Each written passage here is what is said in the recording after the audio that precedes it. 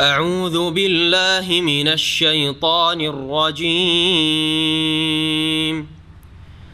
ألم تر إلى الذين يزعمون أنهم آمنوا بما أنزل إليك وما أنزل من قبلك يريدون أن يتحاكموا إلى الطاغوت وقد أمروا أن يكفروا به ويريد الشيطان أن يضلهم ضلالا بعيدا.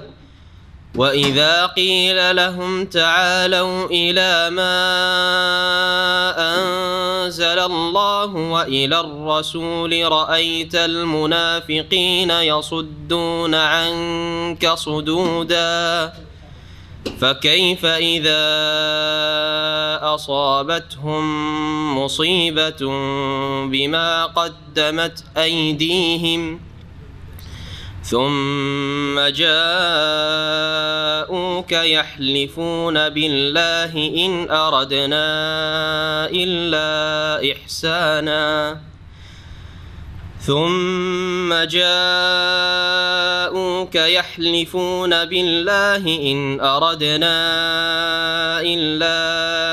إحسانا وتوفيقا.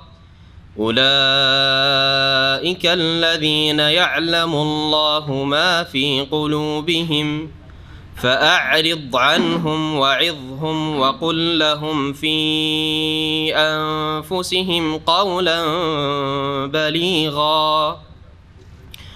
وما أرسلنا من رسول إلا ليطاع بإذن الله ولو أنهم إذ ظلموا أنفسهم جاءوك فاستغفروا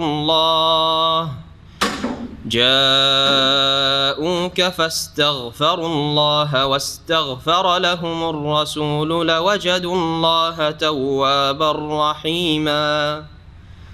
فلا وربك لا يؤمنون حتى يحكموك فيما شجر بينهم ثم لا يجدوا في أنفسهم حرجا مما قضيت ويسلموا تسليما. ولو أنا كتبنا عليهم أن اقتلوا أنفسكم أو اخرجوا من دياركم ما فعلوه إلا قليل منهم ولو أنهم فعلوا ما يوعظون به لكان خيرا لهم وأشد تثبيتا. وإذا لآتيناهم من لدنا أجرا عظيما ولهديناهم صراطا مستقيما. ومن يطع الله والرسول فأولئك مع الذين أنعم الله عليهم من النبيين والصديقين والشهداء والصالحين وحسن أولئك رفيقا. ذلك الفضل من الله وكفى بالله عليما. السلام عليكم ورحمة الله وبركاته.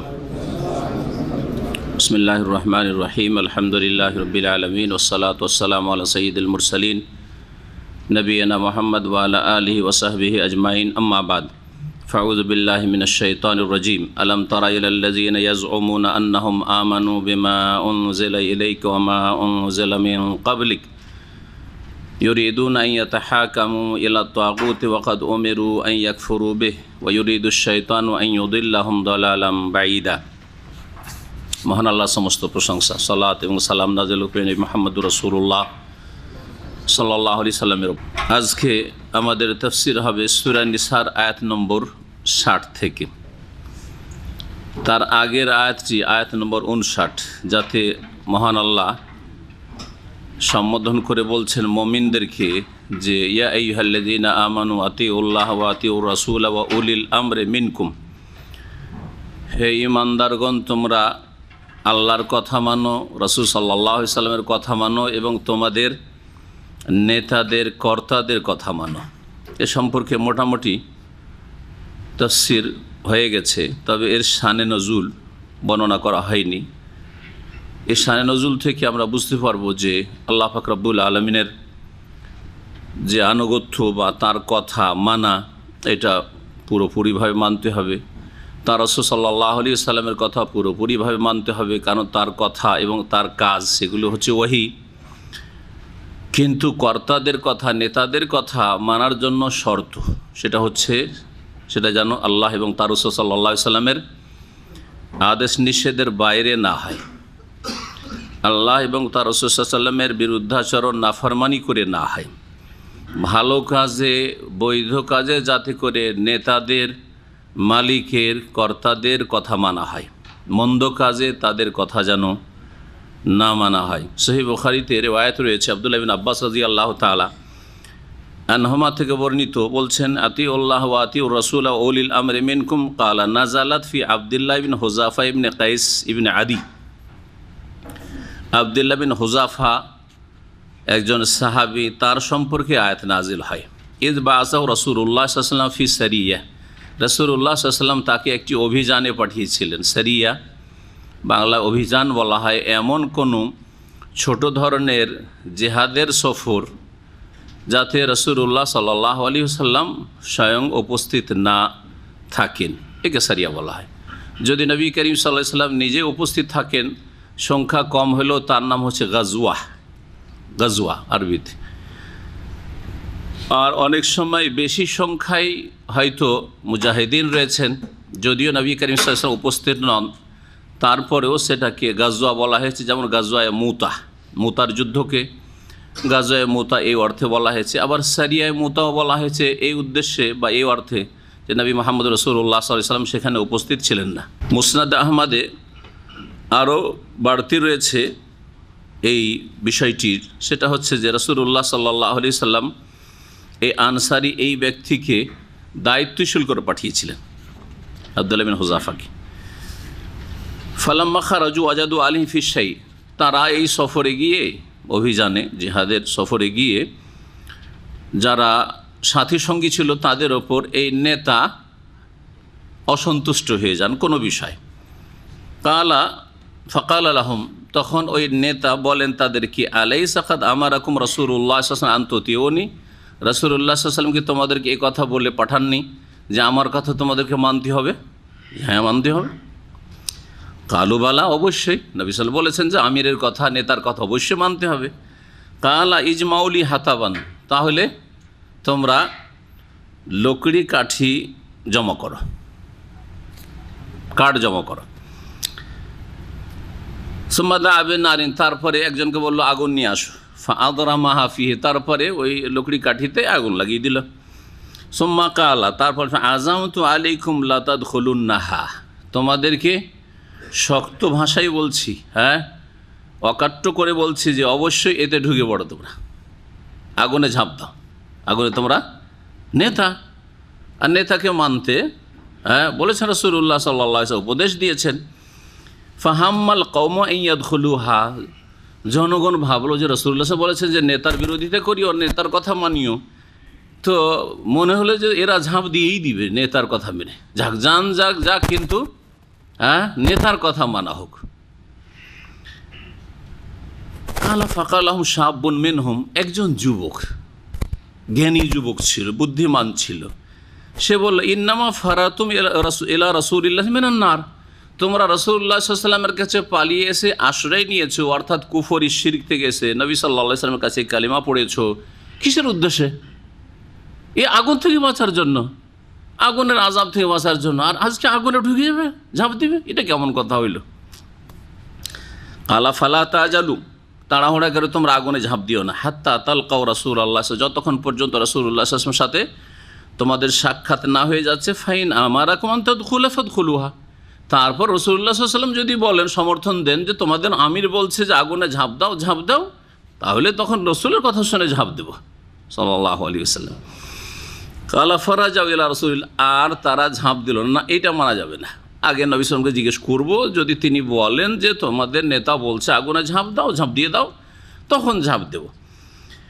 নবী করিম সাল্লাল্লাহু আলাইহি ওয়াসাল্লামের কাছে তারা ফিরে আসলো, ফাখবারুহু, এসে বলল তারা, ফাকালা লাহুম, নবী সাল্লাল্লাহু আলাইহি ওয়াসাল্লাম, লাউ দাখালতুমুহা মা খারাজতুম মিনহা আবাদা, তোমরা যদি এই আগুনে ঝাঁপ দিয়ে দিতে তো জীবনে আর আগুন থেকে বের হইতে পারতে না। এই তো জ্বলে গেলে গেলে আগুনে ঢুকলে তারপরে এই আগুনে চিরকাল মতের পরে আখেরাত, আর আখেরাতে চিরকাল এই আগুনে জ্বলতে থাকতে, মা খারাজতুম মিনহা আবাদা, কখনো বেরোতে পারতে না। কারণ তোমরা আল্লাহ এবং রাসূলের নাফরমানি করে একজন মানুষের যারা দ্বারা ভুলও হইতে পারে ঠিকও হইতে পারে তার কথা অন্ধভাবে অনুকরণ করলে, তাহলে কি বোঝা গেল? রাসূলুল্লাহ সাল্লাল্লাহু আলাইহি ওয়াসাল্লাম ছাড়া, আল্লাহ এবং তার রাসূল সাল্লাল্লাহু আলাইহি ওয়াসাল্লাম ছাড়া অন্য কোনো যতই বড় ব্যক্তি হোক না কেন, ইনি সাহাবী ছিলেন। এই আমির কে ছিলেন? এই নেতা সাহাবী ছিলেন। সাহাবীর চাইতে বড় চার ইমাম নাকি? সাহাবীর চাইতে বড় পীর নাকি? সাহাবীর চাইতে বড় জিলানি চিশতি নাকি? কেউ না। সাহাবী হুকুম করছি একটি ভুল, তাতে যদি তোমরা ওই সাহাবীর কথা মেনে নিতে তাহলে জীবনেও এই জাহান্নামের আগুন থেকে বেরোতে পারতে না। তারপরে বলেন নবী সাল্লাল্লাহু আলাইহি ওয়াসাল্লাম, ইন্নামা তাআতু ফিল মারুফ, মানতে হবে। তা মানে কি? আনুগত্য, মানতে হবে কোন ক্ষেত্রে? ফিল মারুফ, ভালো কাজের ক্ষেত্রে। ভালো কাজ, কমপক্ষে ভালো কাজ হচ্ছে জায়েজ কাজ হইতে হবে, বৈধ কাজ। আমির বলছে একটা কাজ কোনো মুস্তাহাব কাজও না, সুন্নাত কাজও না, ফরজ হওয়া তো দূরের কথা, কিন্তু আমির বলছে যাও অমুক জায়গায় যাও, যেতে হবে। সেই জায়গায় যাওয়াতে যদি কোনো পাপ না থাকে তাহলে এই আমির শুধু দেশের আমির না, অথবা কোনো একটা দলের আমির না, বাড়ির আমির। বাড়ির আমির কে? বাড়ির আমির কে? বাপ মা। তাহলে বাপ মা যদি জায়েজ কথা বলে তাহলে মানবে, না জায়েজ কথা যদি বলে চল মারামারি করতে হবে, চল এর বাড়িতে ডাকাতি ফেলতে হবে, চলে এর জমির ধান কেটে নিতে হবে, করবেন? চাষিরা এইসব কাজ করে। তারপরে এই রাজনৈতিক দলের নেতাগুলি আমাদের এশিয়াতে করে কি, ভারত উপমহাদেশে, চল ভাঙচুর করতে হবে, চল আগুন ধরাইতে হবে, থানা জ্বালিয়ে দিতে হবে, স্টেশন ভেঙে দিতে হবে, ইত্যাদি ইত্যাদি, ধর্মঘাট করতে হবে। কোটি কোটি টাকার সম্পদ ধ্বংস করা হচ্ছে। মানা জায়েজ? যদি এই কাজগুলি করো তো জাহান্নাম থেকে বের হওয়া যাবে না। এ হাদিস ফিট হবে না? হবে না? এখান থেকে শিক্ষা নিতে হবে। শুধু কিসসা কাহিনী পড়া নাই, নবী করিম সাল্লাল্লাহু আলাইহি ওয়াসাল্লামের কথা থেকে আমাদেরকে জীবনের প্রতিটি ক্ষেত্রে শিক্ষা নিয়ে তার বাস্তবায়ন করতে হবে। আমলই করলাম না, শুধু থিওরিক্যাল জেনে থেকে গেলাম ঘটনা বা একটা হাদিস, তো কোনো লাভ আছে? কোনো লাভ নেই। আখরাজাহু ফিস সাহিহাইন, হাদিস সহিহ বুখারী মুসলিম রয়েছে, সহিহাইনে রয়েছে। নবী করিম সাল্লাল্লাহু আলাইহি ওয়াসাল্লামের আরও হাদিস রয়েছে সুনানে আবু দাউদে, আসসামউ ওয়াত তাআতু, মালিকের কথা শুনতে হবে, মানতে হবে। আলাল মারইল মুসলিম, প্রত্যেক মুসলিমকে, ফিমা আহাব্বা ও কারিহা, ভালো লাগুক অথবা খারাপ লাগুক। খারাপ লাগছে দিনের দিক থেকে খারাপ না, আপনার কষ্ট লাগছে, রাত 11টার সময় বলছে, রাত 12টার সময় বলছে, ফজর আগে বলছে যে যাও, যাও এয়ারপোর্টে যাও, কষ্ট লাগছে না? লাগছে না? এইটা বোঝানো হয়েছে।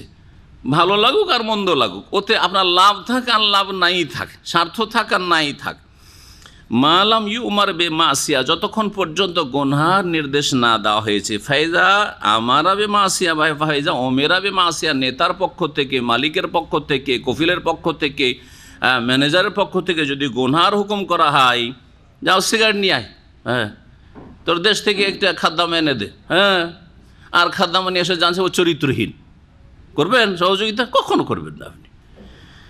ফালা সামা ওয়ালা আতাতা, সুতরাং যদি গুনহার ক্ষেত্রে হুকুম দেওয়া হয়, না শুনবেন না মানবেন। ফালা সামা ওয়ালা আতাতা, না শুনবেন না মানবেন। এই মর্মে অনেকগুলি হাদিস রয়েছে, অল্প কিছু হাদিস বা দুটো হাদিস এই ক্ষেত্রে বয়ান করলাম। এখন আসা যাক আমাদের আজকের তাফসীর। শুরু হবে আয়াত নম্বর 60 থেকে। আয়াত নম্বর 59-এর তাফসীরে এই কথাগুলি বললাম। আল্লাহ পাক রব্বুল আলামিন ইরশাদ করেছেন, আলাম তারা ইলাল্লাযিনা ইয়াজউমুনা আন্নাহুম আমানু বিমা উনজিলা ইলাইকা ওয়া মা উনজিলা মিন ক্বাবলিক। আজকের আলোচনার অধিকাংশ আয়াতগুলি মুনাফিকদের সম্পর্কে রয়েছে। কিছু কিছু আয়াত রয়েছে মুনাফিক তো হয় নাই, কিন্তু তারা নতুন মুসলমান, দুর্বল ইমান, অথবা পুরাতন হইলেও দুর্বল। আজকাল কোরআনে কারীম তো কিয়ামত পর্যন্ত সকল জামানার সকল স্থানীয় মানুষের জন্য হয়তো মুনাফিক নয়, অন্তরের মুনাফিক, কিন্তু এত দুর্বল ইমান যে স্বার্থ থাকলে আছে আর না হলে নেই। এরকম মুনাফিকের লক্ষণ আছে, পুরোপুরি মুনাফিক না হলেও মুনাফিকের লক্ষণ আছে। এদের সম্পর্কে অধিকাংশ আয়াতগুলি রয়েছে। বলছেন আল্লাহ পাক রব্বুল আলামিন নবী মুহাম্মদ রাসূলুল্লাহ সাল্লাল্লাহু আলাইহি ওয়াসাল্লামকে সরাসরি সম্বোধন করে আর পরোক্ষভাবে প্রত্যেক মুসলিমকে, প্রত্যেক মানুষকে সম্বোধন করে, অথবা আলাম তারা ইয়া মুহাম্মদ, না আলাম তারা ইয়া মুসলিম, হে আল্লাহর বান্দা, হে মুসলিম, তুমি কি দেখো না? দুটোই সম্বোধন হইতে পারে। এলাল্লাযিনা ইয়াজুমুন, ওই সব লোকদের দিকে দেখো না, বা ওই সব লোকদের সম্পর্কে তুমি চিন্তা করে দেখো না। দেখাটা দুই রকম হয়, একটা হচ্ছে এই দৃষ্টি দিয়ে দেখা, আর একটা হচ্ছে অন্তর্দৃষ্টি দিয়ে দেখা। অন্তর্দৃষ্টি দিয়ে দেখা মানে চিন্তা করে দেখা। আপনি বিষয়টা একটু দেখুন, মানে কি চোখ দিয়ে দেখা না, আপনি চিন্তা করে দেখুন, বিবেক বিবেচনা করে দেখুন। তাহলে আমরা নিজের ভাষাতেও কিন্তু এই ইস্তেমালগুলি, এই প্রয়োগগুলি করি। আল্লাহ পাক রব্বুল আলামিন বলছেন যে হে নবী বা হে মুসলিম, তুমি কি দেখো না ওই সব লোকদের দিকে যাদের ধারণা, মানে যাদের দাবি যে তারা তোমার প্রতি যা নাজিল করা হয়েছে কোরআনে কারীম তার প্রতি বিশ্বাসী হয়েছে, ওমা উনজিলা মিন ক্বাবলিকা, এবং তোমার পূর্বে যা অবতীর্ণ করা হয়েছে তাওরাত ইনজিল সেগুলিতে তারা বিশ্বাসী হয়েছে। এটা তাদের দাবি যে আমরা মুসলিম, আমরা কোরআন বিশ্বাস করি, আমরা আসমানি কিতাব বিশ্বাস করি। কিন্তু ইউরিদুনা ইয়াতাহাকামু ইলা তাগুত, তারা চায় যে বিচার নেবে, তারা বিচার নিতে চায় বা বিচার প্রার্থী হয়। তাহাকামা ইয়াতাহাকামু মানে বিচার প্রার্থী হওয়া, বিচার নিতে যাওয়া। বিচার প্রার্থী হতে চায় তারা তাগুতের কাছে। তাগুতের কাছে, তাগুত হচ্ছে শয়তান, শয়তানের কাছে বিচার দিতে চায়। সবচেয়ে বড় শয়তান হচ্ছে ইবলিস শয়তান, জিন শয়তান, আর তারপর মানুষ শয়তান রয়েছে। এখানে তাগুত বলতে শয়তানের কুমন্ত্রণায় যেসব পাপ মানুষ করে থাকে অথবা বলে থাকে, তার মধ্যে একটা হচ্ছে মানুষের তৈরি করা আইন কানুন, কোরআন হাদিস বিরোধী ধ্যান ধারণা, বিশ্বাস। শুধু রাজনৈতিক ক্ষেত্রে নাই, কারণ এই আয়াতগুলিকে যারা রাজনীতি করে ধর্মের নামে, তারা শুধু রাজনীতিতে ফিট করে দেয়। কারণ রাজনীতি ছাড়া আপনি তার আগে আকিদার ক্ষেত্রে বলেন ইয়াতাহাকামু ইলা তাগুত, আপনার আকিদা আল্লাহ কোথায়, আরশে না সর্বত্র? আল্লাহর কাছে দোয়া করার জন্য ওসিলা ধরতে হবে না সরাসরি? এগুলো আকিদা নয়, এগুলো আকিদা। এই ক্ষেত্রে বিচার প্রার্থী হবেন কার কাছে? আল্লাহ পাকের কাছে এবং তার রাসূল সাল্লাল্লাহু আলাইহি সাল্লামের কাছে, তাই না? কিন্তু তাগুতের কাছে যদি সিদ্ধান্ত নেন, তার মানে মানুষের তৈরি করা, মানুষের ধ্যান ধারণায়, মুরব্বীরা বলেছে, বুজুর্গরা বলেছে, হিন্দু ধর্মে বলেছে আল্লাহ সর্বত্র বিরাজমান। কোরআন হাদিসে কোথাও নেই যে আল্লাহ সর্বত্র বিরাজমান। আল্লাহ বলছেন সরাসরি ফাইন্নী কারিবান, আমির কাছে। তো কাছে যিনি থাকেন, যেই সত্তা, তিনি আরো সাজিমে থাকা সত্ত্বেও কাছে, মানুষের মতো না যে দূরে চলে গেলে বডি দূরে, তো তার শোনা দেখা সব কিছু দূরে, ঠিক না? আমি যখন সশরীরে দূরে হয়ে গেলাম, তখন আপনার শোনা দেখা থেকেও দূরে। এটা মানুষের গুণ, কিন্তু আল্লাহর গুণ কি এরকম নাকি? না, কখনো না। তিনি আরশে আজিমেও আছেন এবং তিনি সামিউন কারিবও, তিনি সব কিছু শুনছেন, বাসিরুন দেখছেন এবং কাছেও আছেন। আল্লাহকে কোনো কিছুর সাথে, কোনো কারোর সাথে তুলনা করা যাবে না। তো আকিদার বিষয় হোক অথবা ইবাদতের তরিকা হোক, একজন বলছে যে রাসূলুল্লাহ এইরকম নামাজ পড়েছেন, আর একজন বলছেন আমাদের মুরব্বীরা যেমন পড়েছেন ওইরকম পড়ব। একজন আল্লাহ এবং রসুলের কাছে বিচার প্রার্থী হলো, আরেকজন কার কাছে বিচার প্রার্থী হলো? সমস্যার সমাধান চাইলো মুরব্বীদের কাছে। তো তাদের ক্ষেত্রে আয়াত ফিট না? তাদের ক্ষেত্রে জি এইরকম সামাজিক বিচার সালিস, সামাজিক বিচার সালিস। এই ক্ষেত্রে আমার নিজের চোখে দেখা, মাদ্রাসায় যখন শিক্ষকতার আমলে যারা একটু দুর্বল পার্টি, তারা আলেমদেরকে ডেকেছে। মাদ্রাসায় তখন পড়ে, তার একজন আমিও ছিলাম, শিক্ষক স্টাফ বা আলেমদেরকে ডেকেছে বিচারে, যে কমপক্ষে জানটা একটু বাঁচবে, বিচারটা একটু ঠিক হবে আলেমদের শ্রদ্ধায়। বিচারে গিয়ে মতাব্বর সর্দার এলাকার যত নেতা আছে, ফাসেক বেদিন, তারা বলছে আলেমদের মান সম্মান নষ্ট করার জন্য ডেকেছেন। কেন ডাকবেন? ভালো করে খাতির করে বলছে যে এগুলো সামাজিক বিচার, মৌলানা সাহেব আপনারা এইসব বিচারে থাকিন না, এইসব বিচার আমরা করিনি। তার মানে কি? জুলম অত্যাচার করবো, আলেমদের সামনে করা সম্ভব হবে না, তাই না? এসব বিচারগুলি তাগুতের কাছে বিচার প্রার্থী হওয়া নয়, এরা তাগুত নয়। যে আল্লাহর আদেশ নিষেধ ছাড়া অন্য কিছু দিয়ে যদি বিচার করা হয়, সেটা আকীদার ক্ষেত্রে হোক, ইবাদতের ক্ষেত্রে হোক, হালাল হারামের ক্ষেত্রে হোক, অথবা সামাজিক বিচারের ক্ষেত্রে হোক, বাড়ির সমস্যার সমাধানের ক্ষেত্রে হোক, শাশুড়ি বউর ঝগড়ার ক্ষেত্রে হোক, আর রাষ্ট্রনীতির ক্ষেত্রে হোক, অর্থনীতির ক্ষেত্রে হালাল হারাম, সুদ কেনা হবে, আমি টাকা রাখবো ব্যাংকে, তো আমি টাকাটা ব্যবসা করলে বাড়তো না? এটা তাগুতের কাছে বিচার না, অর্থনীতিতে। জি, জীবনের প্রতিটি ক্ষেত্রে এই আয়াতগুলি সামিল, মনে রাখবেন। তো আল্লাহ পাক বলছেন যে যারা বিচার প্রার্থী হয় কার কাছে? তাগুতের কাছে, আল্লাহ ছাড়া অন্যের কাছে।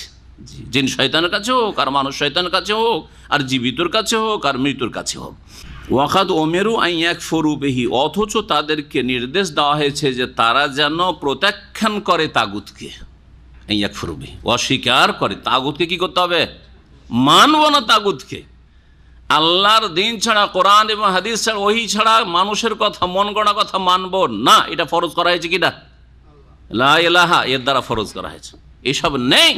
জি, ইল্লাল্লাহ, একমাত্র আল্লাহ রাব্বুল ইবাদত বন্দেগী রয়েছে, আল্লাহ পাকের আদেশ নিষেধ রয়েছে। তার আদেশের সামনে, তার রাসূল সাল্লাল্লাহু আলাইহি ওয়াসাল্লাম আদেশ নিষেধের সামনে কোনো কিছু চলবে না। ওয়াকাদ উমিরু আন ইয়াকফুরু বিহি ফামান ইয়াকফুর বিত-তাগুত ওয়া ইউমিন বিল্লাহ, যারা তাগুতকে প্রত্যাখ্যান করলো, অস্বীকার করলো এবং আল্লাহর প্রতি ঈমান নিয়ে আসলো। তো আল্লাহর প্রতি ঈমান তখনই ঠিক হবে যখন তাগুতকে অস্বীকার করবেন। যেমন আপনার পরিষ্কার পরিচ্ছন্ন হওয়া তখনই মানুষ মেনে নেবে যে আপনি পরিষ্কার পরিচ্ছন্ন হয়েছেন যখন আপনার গায়ে ময়লা আবর্জনা, গন্ধ, পেশাব পায়খানা যা লেগে আছে ধুয়ে মুছে সাফ করে তারপরে উজু করবেন তখন। কিন্তু যদি শুধু উজু করে চলে আসেন আর পেশাব পায়খানা গায়ে কাপড়ে লেগে আছে, তো আপনি কি পাক পবিত্র হইলেন? পরিষ্কার পরিচ্ছন্ন হইলেন? কখনো না। জি, তো শিরক মুক্ত না হলে, বিদআত মুক্ত না হইলে শুধু নামাজ, রোজা, হজ, যাকাত করা ওই রকমই। যেমন একজন লোকের শরীরে পেশাব পায়খানা লেগে আছে আর উজু করে মসজিদে চলে আসছে, বলছে আমি তো উজু করে এসেছিলাম। আল্লাহ বলছেন যে মানুষকে নির্দেশ দেওয়া হয়েছে তারা যেন তাগুতকে কি করে? অস্বীকার করে, অমান্য করে, প্রত্যাখ্যান করে। ওয়া ইউরিদুশ শয়তান, কিন্তু শয়তান কি চায়? শয়তান তো জাহান্নামে নিয়ে যেতে চায়। সেজন্য শয়তান চায় যে আন ইউদিল্লাহুম দালালাম বাইদা, তাদেরকে ভীষণভাবে পথভ্রষ্ট করবে, এমন পথভ্রষ্ট করবে যে অনেক দূরে নিয়ে চলে যাবে সিরাতে মুস্তাকিম, সরল পথ থেকে, জান্নাতের রাস্তা থেকে। ওয়াইদা কিলা লাহুম, আর যখন তাদেরকে বলা হয় তাআলাউ ইলা মা আনজালাল্লাহ, এসো তোমরা ওই বিধানের দিকে, ওই আদেশ নিষেধের দিকে যা আল্লাহ নাজিল করেছেন, ওয়াইলা রাসূল, এবং রাসূলের কাছে এসো। রাসূলুল্লাহ সাল্লাল্লাহু আলাইহি ওয়াসাল্লাম জীবদ্দশায় রাসূলুল্লাহ সাল্লাল্লাহু আলাইহি ওয়াসাল্লামের কাছে এসো সরাসরি। আর রাসূলুল্লাহ সাল্লাল্লাহু আলাইহি ওয়াসাল্লাম চলে যাওয়ার পরে, দুনিয়া থেকে বিদায় হওয়ার পরে কার কাছে আসতে হবে? রাসূলুল্লাহ সাল্লাল্লাহু আলাইহি ওয়াসাল্লামের হাদিসের কাছে। তিনি কি বলেছেন, তিনি কি করেছেন, তিনি কেমনভাবে এই বিষয়ের সমাধান দিয়েছেন, তার নামাজ কেমন ছিল সেরকম আমাদের নামাজ হবে, তার সিয়াম রোজা কেমন ছিল সেরকম আমাদের রোজা হবে, তার হজ কেমন ছিল সেরকম আমাদের হজ হবে, তার উমরা কেমন ছিল সেরকম আমাদের উমরা হবে, তার জিকির আজকার কেমন ছিল সেরকম আমাদের জিকির আজকার হবে, তার ওজিফা কেমন ছিল সেরকম আমাদের ওজিফা হবে, না মন গড়া হবে? জি, যখন তাদেরকে ডাকা হয় যে এসো আল্লাহ যা নাজিল করেছেন সেই দিকে, ওয়াইলার রাসূলি, আর রাসূলের দিকে এসো, রাআইতাল মুনাফিকিনা, তখন মুনাফিকদেরকে দেখতে পাবি, ইয়াসুদ্দুনা আনকা সুদুদা, তোমার থেকে তারা দূরে সরে যাচ্ছে। সুদুদা, তাগিদের সাথে চরমভাবে তারা দূরে সরে যাচ্ছে। ইয়াসুদ্দুনা আনকা সুদুদা।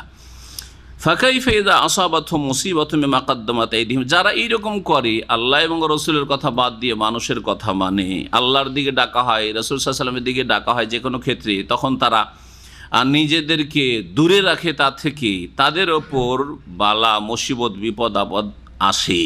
তাই বলছেন আল্লাহ পাক, কি অবস্থা হবে ওই সময়? ইযা আসাবাতহুম মুসিবাতুম বিমা কাদ্দামাত আইদিহিম, যখন তাদের ওপর বিপদ আপদ আপতিত হবে তাদের কৃতকর্মের কারণে, পাপাচারের কারণে।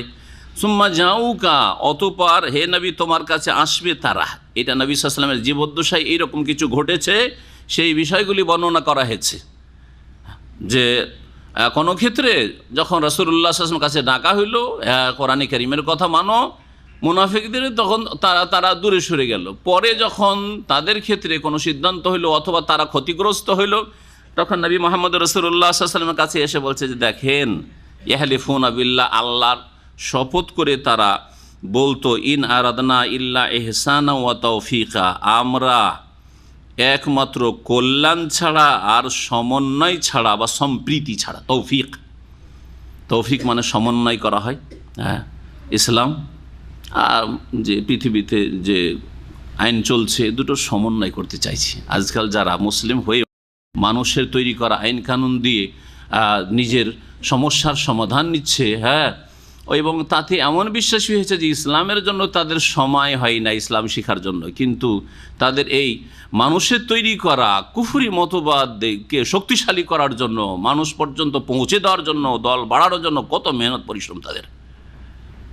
এরা কি বলে, যারে যুগ যেমন তেমন না চলতে হবে, যুগের সাথে তাল মিলিয়ে না চলতে হবে, এই কথায় মোনাফিকরা বলত। আমাদের উদ্দেশ্য হচ্ছে যে আমরা ইসলাম তো ঠিকই আছে, হ্যাঁ, আমরা তো মুসলিম, কিন্তু আজকাল যুগের সাথে তাল মিলিয়ে না চলতে হবে। যদি এই রাজনীতি না করি তাহলে কি করে চলবে, হ্যাঁ, কি করে চলবে। তারপরে এটা রাজনীতির ক্ষেত্রে বললাম। এখন ধরেন সংখ্যাগরিষ্ঠ সব কবর মাজার পন্থী, সুফি বিদাতি, পীর মরিদির ব্যবসায়ী। ভাই যেমন যেখানে তেমন না চলতে হবে। আপনি মনে করছেন যে দেশে সৌদি আরবের মতো চলবেন আপনি? আরে ভাই, সৌদি আরবের ব্যাপারটা আলাদা। আমাদের এখানে আমাদের যেমন মসজিদ করতে হবে, মাজারওয়ালার আসছে ওদেরকেও চাঁদা দিতে হবে, সব মিলিয়ে ঝুলিয়ে চলতে হবে আমাদেরকে। দাদা বোঝা গেছে? মিলাদের জন্য চাঁদা চাইতে, সবটাতেই ঠিক আছে না আপনি, সবটাতে ঠিক। এদেরকে আল্লাহ মুনাফিক বলেছেন, মুনাফিক বলেছেন। আল্লাহ পাক রব্বুল বলছেন যে তারা কসম করে বলে যে আমাদের উদ্দেশ্য কি জানেন ইয়া রাসূলুল্লাহ, ইন আরাদনা ইল্লা ইহসানা ওয়া তৌফিকা, আমরা তো এছাড়া আর কোনো ইচ্ছা করি না, আমাদের কোনো অসৎ উদ্দেশ্য নেই, অসৎ উদ্দেশ্য নেই। কি উদ্দেশ্য? ইহসান, কল্যাণ করা, যে সবাই মিলেমিশে থাক, ও তৌফিকা, আর আমরা সম্প্রীতি সৃষ্টি করতে চাই। উলাইকাল্লাযিনা ইয়ালামুল্লাহু মা ফি কুলুবিহিম, শোনেন এদের সম্পর্কে আল্লাহ পাক কি বলছেন, এরাই তো ওই সব লোক যাদের অন্তরে যা আছে বা কি আছে তা আল্লাহ ভালো করেই জানেন। জেনে নিয়েছেন আল্লাহ পাক রব্বুল আলামিন যে এদের অন্তঃকরণ কি। ফাআরিজ আনহুম, সুতরাং হে নবী মুহাম্মদ সাল্লাল্লাহু আলাইহি ওয়াসাল্লাম তাদেরকে এড়িয়ে চলো বা তাদেরকে উপেক্ষা করো, যা ওরা যা করছে করছে। আর এখানে যতটা সংশোধন করা সম্ভব হচ্ছে, আর না হইলে যদি আপনার ক্ষমতা না থাকে তো কী করেন, তাদেরকে উপেক্ষা করেন। ওয়াইজহুম, এবং তাদেরকে ওয়াজ নসিহত করেন, উপদেশ দিন। ওয়াকুল্লাহুম ফি আনফুসিহিম কওলাম বালিগা, এবং তাদের ক্ষেত্রে বা তাদেরকে আপনি বলুন মর্মস্পর্শী কথা, এমন কথা বলেন যেটা তাদের অন্তরে কি করে, নক করে, তাদেরকে আকৃষ্ট করে। এই রকম পন্থা অবলম্বন করতে বলেছেন মানুষের সংশোধনের উদ্দেশ্যে। যখন দেখবেন যে একটি দল আছে অথবা একজন ব্যক্তি আছে যার ওপর চাপ সৃষ্টি করা যাবে না, ফোর্স করা যাবে না, নেতা আপনার বাপ মা, হ্যাঁ, আপনার চাইতে শক্তিশালী, যদি আপনি তাকে এমন কিছু চাপ সৃষ্টি করেন তো আপনার জন্য কঠিন হয়ে যাবে, তখন এই রকম পন্থা আল্লাহ পাক শিখিয়েছেন যে উদ্দেশ্য হতে হবে তোমার সংশোধন করা।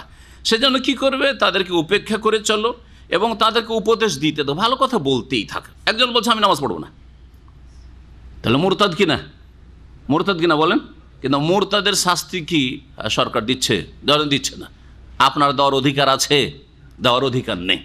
তাহলে আপনি কি করবেন? ফারিজ আনহুম, তাদেরকে উপেক্ষা করে চলুন। না, তাদের সাথে খাতিরও ঠিক আছে, আত্মীয়তাও ঠিক আছে, খাওয়া দাওয়াও সব ঠিক আছে, তাহলে হারাম। তাদের আপনি সঙ্গ হয়ে উঠবেন, তাহলে যে যার সাথে থাকবে তার সাথে উঠবে কিয়ামতের দিন। না, মোটেই না। উপেক্ষা করেন, ছাড়েন, বর্জন করেন তাদের, কিন্তু তাদের উপদেশ ছেড়ে দিয়েন না, ভালো কথা বলতেই থাকেন। ওয়াইজহুম, আর এমন কথা বলতে থাকেন যাতে তাদের ওই আপনার কথাগুলি মর্মস্পর্শী হয়, অন্তরে প্রতিক্রিয়া সৃষ্টি করে, আকৃষ্ট করার চেষ্টা করেন দিনের দিকে, এই বেদিনদেরকে। আল্লাহ পাক এই কথাই শিখিয়েছেন।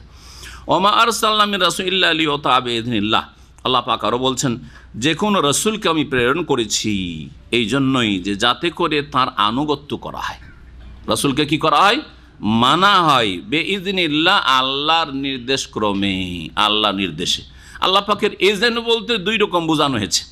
যারা আকীদা বুঝেন, যারা নিয়মিত ক্লাস করেন এই বিষয়টি বুঝতে পারবেন।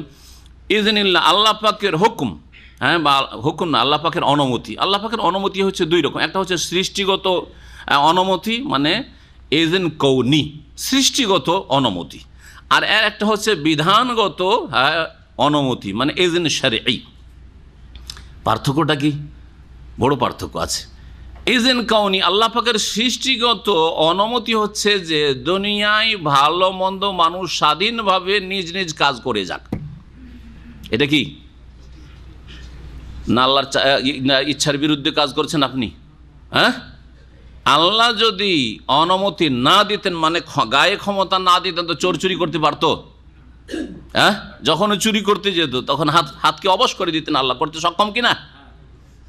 যদি বলেন যে না আল্লাহর এজেন্ট ছাড়াই হয়, তখন কি হবে? তার মানে আল্লাহ পাকের এজেন্ট ছাড়া আল্লাহ চান না, তারপরে হয়ে যায়। তো আল্লাহ সবল না দুর্বল? দুর্বল। তাহলে আল্লাহ পারেন না এই চোরগুলিকে থামাতে, মুশরিকগুলিকে শিরক থেকে থামাইতে, হ্যাঁ, পাপীকে পাপ থেকে আল্লাহ পাক রব্বুল আলামিন থামাতে পারছেন না, তাই না? আল্লাহ অপারগ না? আল্লাহ অপারগ না? আল্লাহ সমস্ত কিছু আল্লাহ সৃষ্টি কিনা? ভালোটা আল্লাহ সৃষ্টি, মন্দটা আল্লাহ সৃষ্টি। বুঝেন না? বুঝেন না?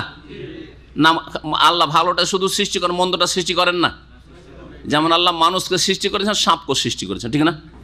এটা হলো মখলুকের, এই মখলুকের ক্ষেত্রে। কিন্তু কাজগুলিও আল্লাহর মখলুক। আল্লাহু খালাকাকুম ওয়া মা তা'মালুন, আল্লাহ তোমাদেরকেও সৃষ্টি করেছেন আর তোমাদের কাজকর্মগুলি আল্লাহ সৃষ্টি করেন।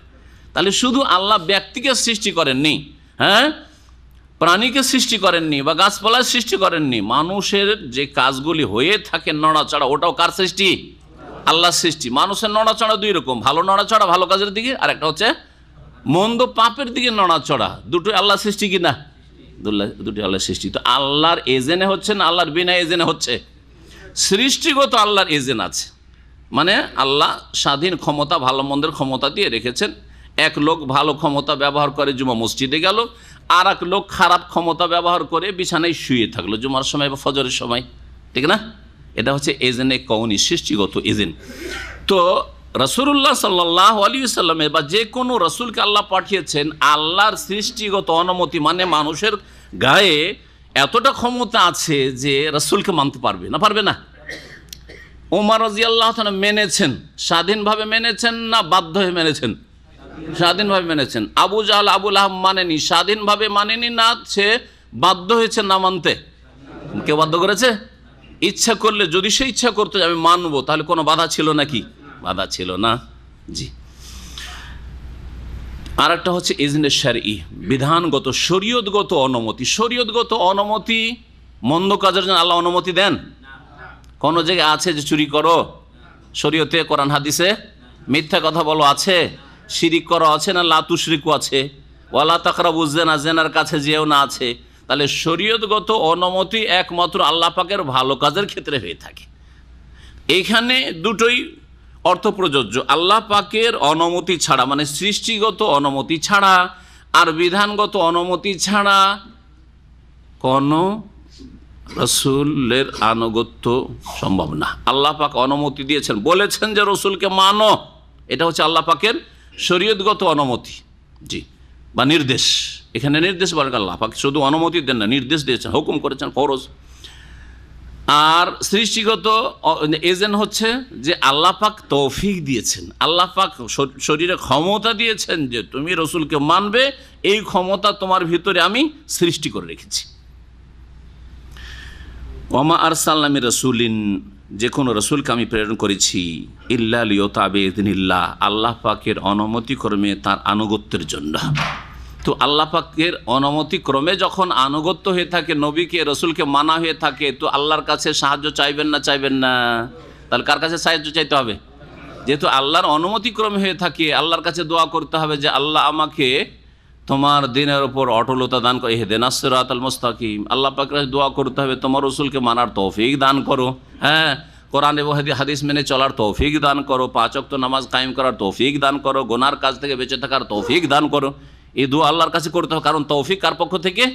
এজন্য আল্লাহর পক্ষ থেকে। ওয়ালাউ আন্নাহুম ইযলামু, আচ্ছা এই লোকেরা, নবী সাল্লাল্লাহু আলাইহি ওয়াসাল্লামের জামানায় কিছু লোক মুনাফিক ভুল করেছে, অন্যায় করেছে, নবী সাল্লাল্লাহু আলাইহি ওয়াসাল্লামের জামানায় জীবদ্দশায় যদি কেউ অন্যায় ভুল করতো, তাহলে আল্লাহ পাক রব্বুল আলামিন এমন একটা চান্স তাদেরকে অতিরিক্ত দিয়েছে যেটা আমাদের কাছে নেই। সেটা হচ্ছে তারা নিজেরাও কি করবে, ভুল করলে কি করতে হবে, তওবা ইস্তেগফার করতে, আল্লাহর কাছে ক্ষমা চাইতে হবে। নিজে ক্ষমা চাইতে হবে না, পরকে বলতে হবে আমার জন্য আল্লাহর কাছে একটু মাপ চাইেন। হ্যাঁ, নিজে আগে ক্ষমা চাইতে হবে, ঠিক না? এটা সর্বযুগের জন্য, তাদেরও জন্য ছিল, আমাদের জন্য। কিয়ামত পর্যন্ত এই রাস্তা খোলা আছে, যতক্ষণ পর্যন্ত কিয়ামত হয়নি আর যতক্ষণ মানুষের মওত আসেনি। মওত আসলে তওবা দরজা বন্ধ হয়ে যাবে, আর কিয়ামত পশ্চিম দিক থেকে সূর্য উঠলে তওবা ইস্তেগফারের দরজা বন্ধ হয়ে যাবে। এটা তো সকলের জন্য, সকলে আমরা শরীর। কিন্তু আরেকটা তাদের জন্য বেনিফিট ছিল, সেটা হচ্ছে যে রাসূলুল্লাহ সাল্লাল্লাহু আলাইহি ওয়াসাল্লামের কাছে তারা আসুক, তিনি বেঁচে আছেন, আসার পরে ভুল স্বীকার করুক আর বলুক যে ইয়া রাসূলুল্লাহ আমার জন্য আল্লাহর কাছে একটু ক্ষমা প্রার্থনা করেন, আমিও দোয়া করছি, তওবা করছি, আপনি আমার জন্য ক্ষমা চান আল্লাহর কাছে, আল্লাহ যেন আমাকে ক্ষমা করে দেন। জি হ্যাঁ, ওই কথাটি এখানে বলছেন। এইটা নবী করিম সাল্লাল্লাহু আলাইহি ওয়াসাল্লামের জীবদ্দশার সাথেই সীমিত। নবী সাল্লাল্লাহু আলাইহি ওয়াসাল্লাম ইন্তেকালের পরে কেউ তার কবরের কাছে যাবে আর যাওয়ার পরে বলবে যে ইয়া রাসূলুল্লাহ আমি ভুল করেছি, আমি নিজে তওবা করেছি, আমার জন্য একটু আল্লাহর কাছে ক্ষমা চান, এটা শিরক। কারণ এটা মৃত ব্যক্তির কাছে, দুনিয়া থেকে যিনি চলে গেছে তার কাছে সাহায্য চাওয়া। এটা যদি ইসলাম হইতো, তাহলে এই ইসলামটা আমরা বেশি বুঝেছি, বিদাতিরা বেশি বুঝেছেন, না সাহাবীরা বেশি বুঝবেন? সাহাবীরা। তো কোন সাহাবী কি রাসূলুল্লাহ সাল্লাল্লাহু আলাইহি ওয়াসাল্লামের কবর কাছে গিয়েছেন আর যাওয়ার পরে বলেছেন তাদের দ্বারা ভুল হয়নি, হ্যাঁ, বা তাদের সমস্যা আসেনি, ইয়া রাসূলুল্লাহ আমরা এই সমস্যায় পড়েছি অথবা এরকম ভুল করেছি, আল্লাহর কাছে ক্ষমা চাইছি, আপনি আমার জন্য ইস্তাগফিরলি ইয়া রাসূলুল্লাহ, ইয়া রাসূল আমার জন্য ক্ষমা চান, আল্লাহর কাছে বলেছেন? কেউ করেননি। এই মর্মে একটি হাদিস রয়েছে, সেই হাদিসটি জাল। ইমাম ইবনে কাসির রাহমাতুল্লাহ আলাইহি স্পষ্ট করে দিয়েছেন এবং অন্যান্য তাফসীরকারগণ, এটি বিদাতিরা যারা মাজারপন্থী, হ্যাঁ, যারা নবী সাল্লাল্লাহু আলাইহি ওয়াসাল্লামের কবরের কাছে এসে নবী সাল্লাল্লাহু আলাইহি ওয়াসাল্লামের কাছে সাহায্য চায় অথবা নবী সাল্লাল্লাহু আলাইহি ওয়াসাল্লামের কাছে বলে যে আমার জন্য একটু দোয়া করে দেন, আমার মেয়ের জন্য একটা ভালো বরের ব্যবস্থা করে দেন, এগুলো করে ভারত, বাংলাদেশ, পাকিস্তানের বিদাতিরা এসে, আর এটা চোখে দেখা এগুলো। তো এরা ওই জাল কথা এদেরকে গোমরাহ করে রেখেছে। কোরআনে কারীম, হ্যাঁ, সূরা ফাতিহা কি শেখানো হয়েছে? ইয়াকা না'বুদু ওয়া ইয়াকা নাস্তাঈন, একমাত্র তোমারই ইবাদত করি এবং তোমার কাছেই সাহায্য কামনা করি। নবী সাল্লাল্লাহু আলাইহি ওয়াসাল্লাম শরীক আছেন, যদি শরীক থাকতেন তাহলে আল্লাহ পাক এরকম অবকাশ দিতেন। এই আয়াত তাদের দলিল না, এই আয়াতের ভুল ব্যাখ্যা, অপব্যাখ্যা করে। আয়াতের অপব্যাখ্যা যে বিদাতিরা করে এবং সালাফে সালেহিন, সাহাবায়ে কেরাম, তাবেঈনদের দৃষ্টিভঙ্গি নিয়ে আয়াত বুঝে না, এতেই বিদাতিরা, যত বিদাতি পৃথিবীর আছে, গোমরাহ হয়েছে। গত সপ্তাহের জুবাইলের প্রোগ্রামে এই একটা গুরুত্বপূর্ণ বিষয় ছিল আমার। এই আয়াতে আপনাদেরকে দেখাবো যে আপনি সাহাবীরা কিভাবে আয়াত বুঝলেন, বেপরোয়া, আপনি স্বাধীনভাবে বুঝবেন, তখনই গিয়ে শিরকের গর্তে আপনি আছাড় খেয়ে পড়বেন আর সেখান থেকে চিরকালের জন্য জাহান্নামে চলে যাবেন। এই হচ্ছে বিদাতীদের অবস্থা।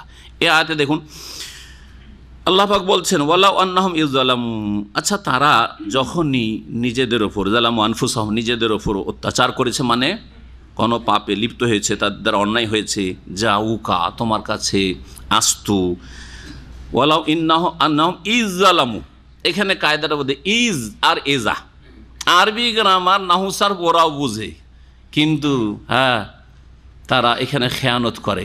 ইজ আর এজা, এজা ভবিষ্যতের জন্য, মুস্তাকবাল, ফিউচারের জন্য আসে।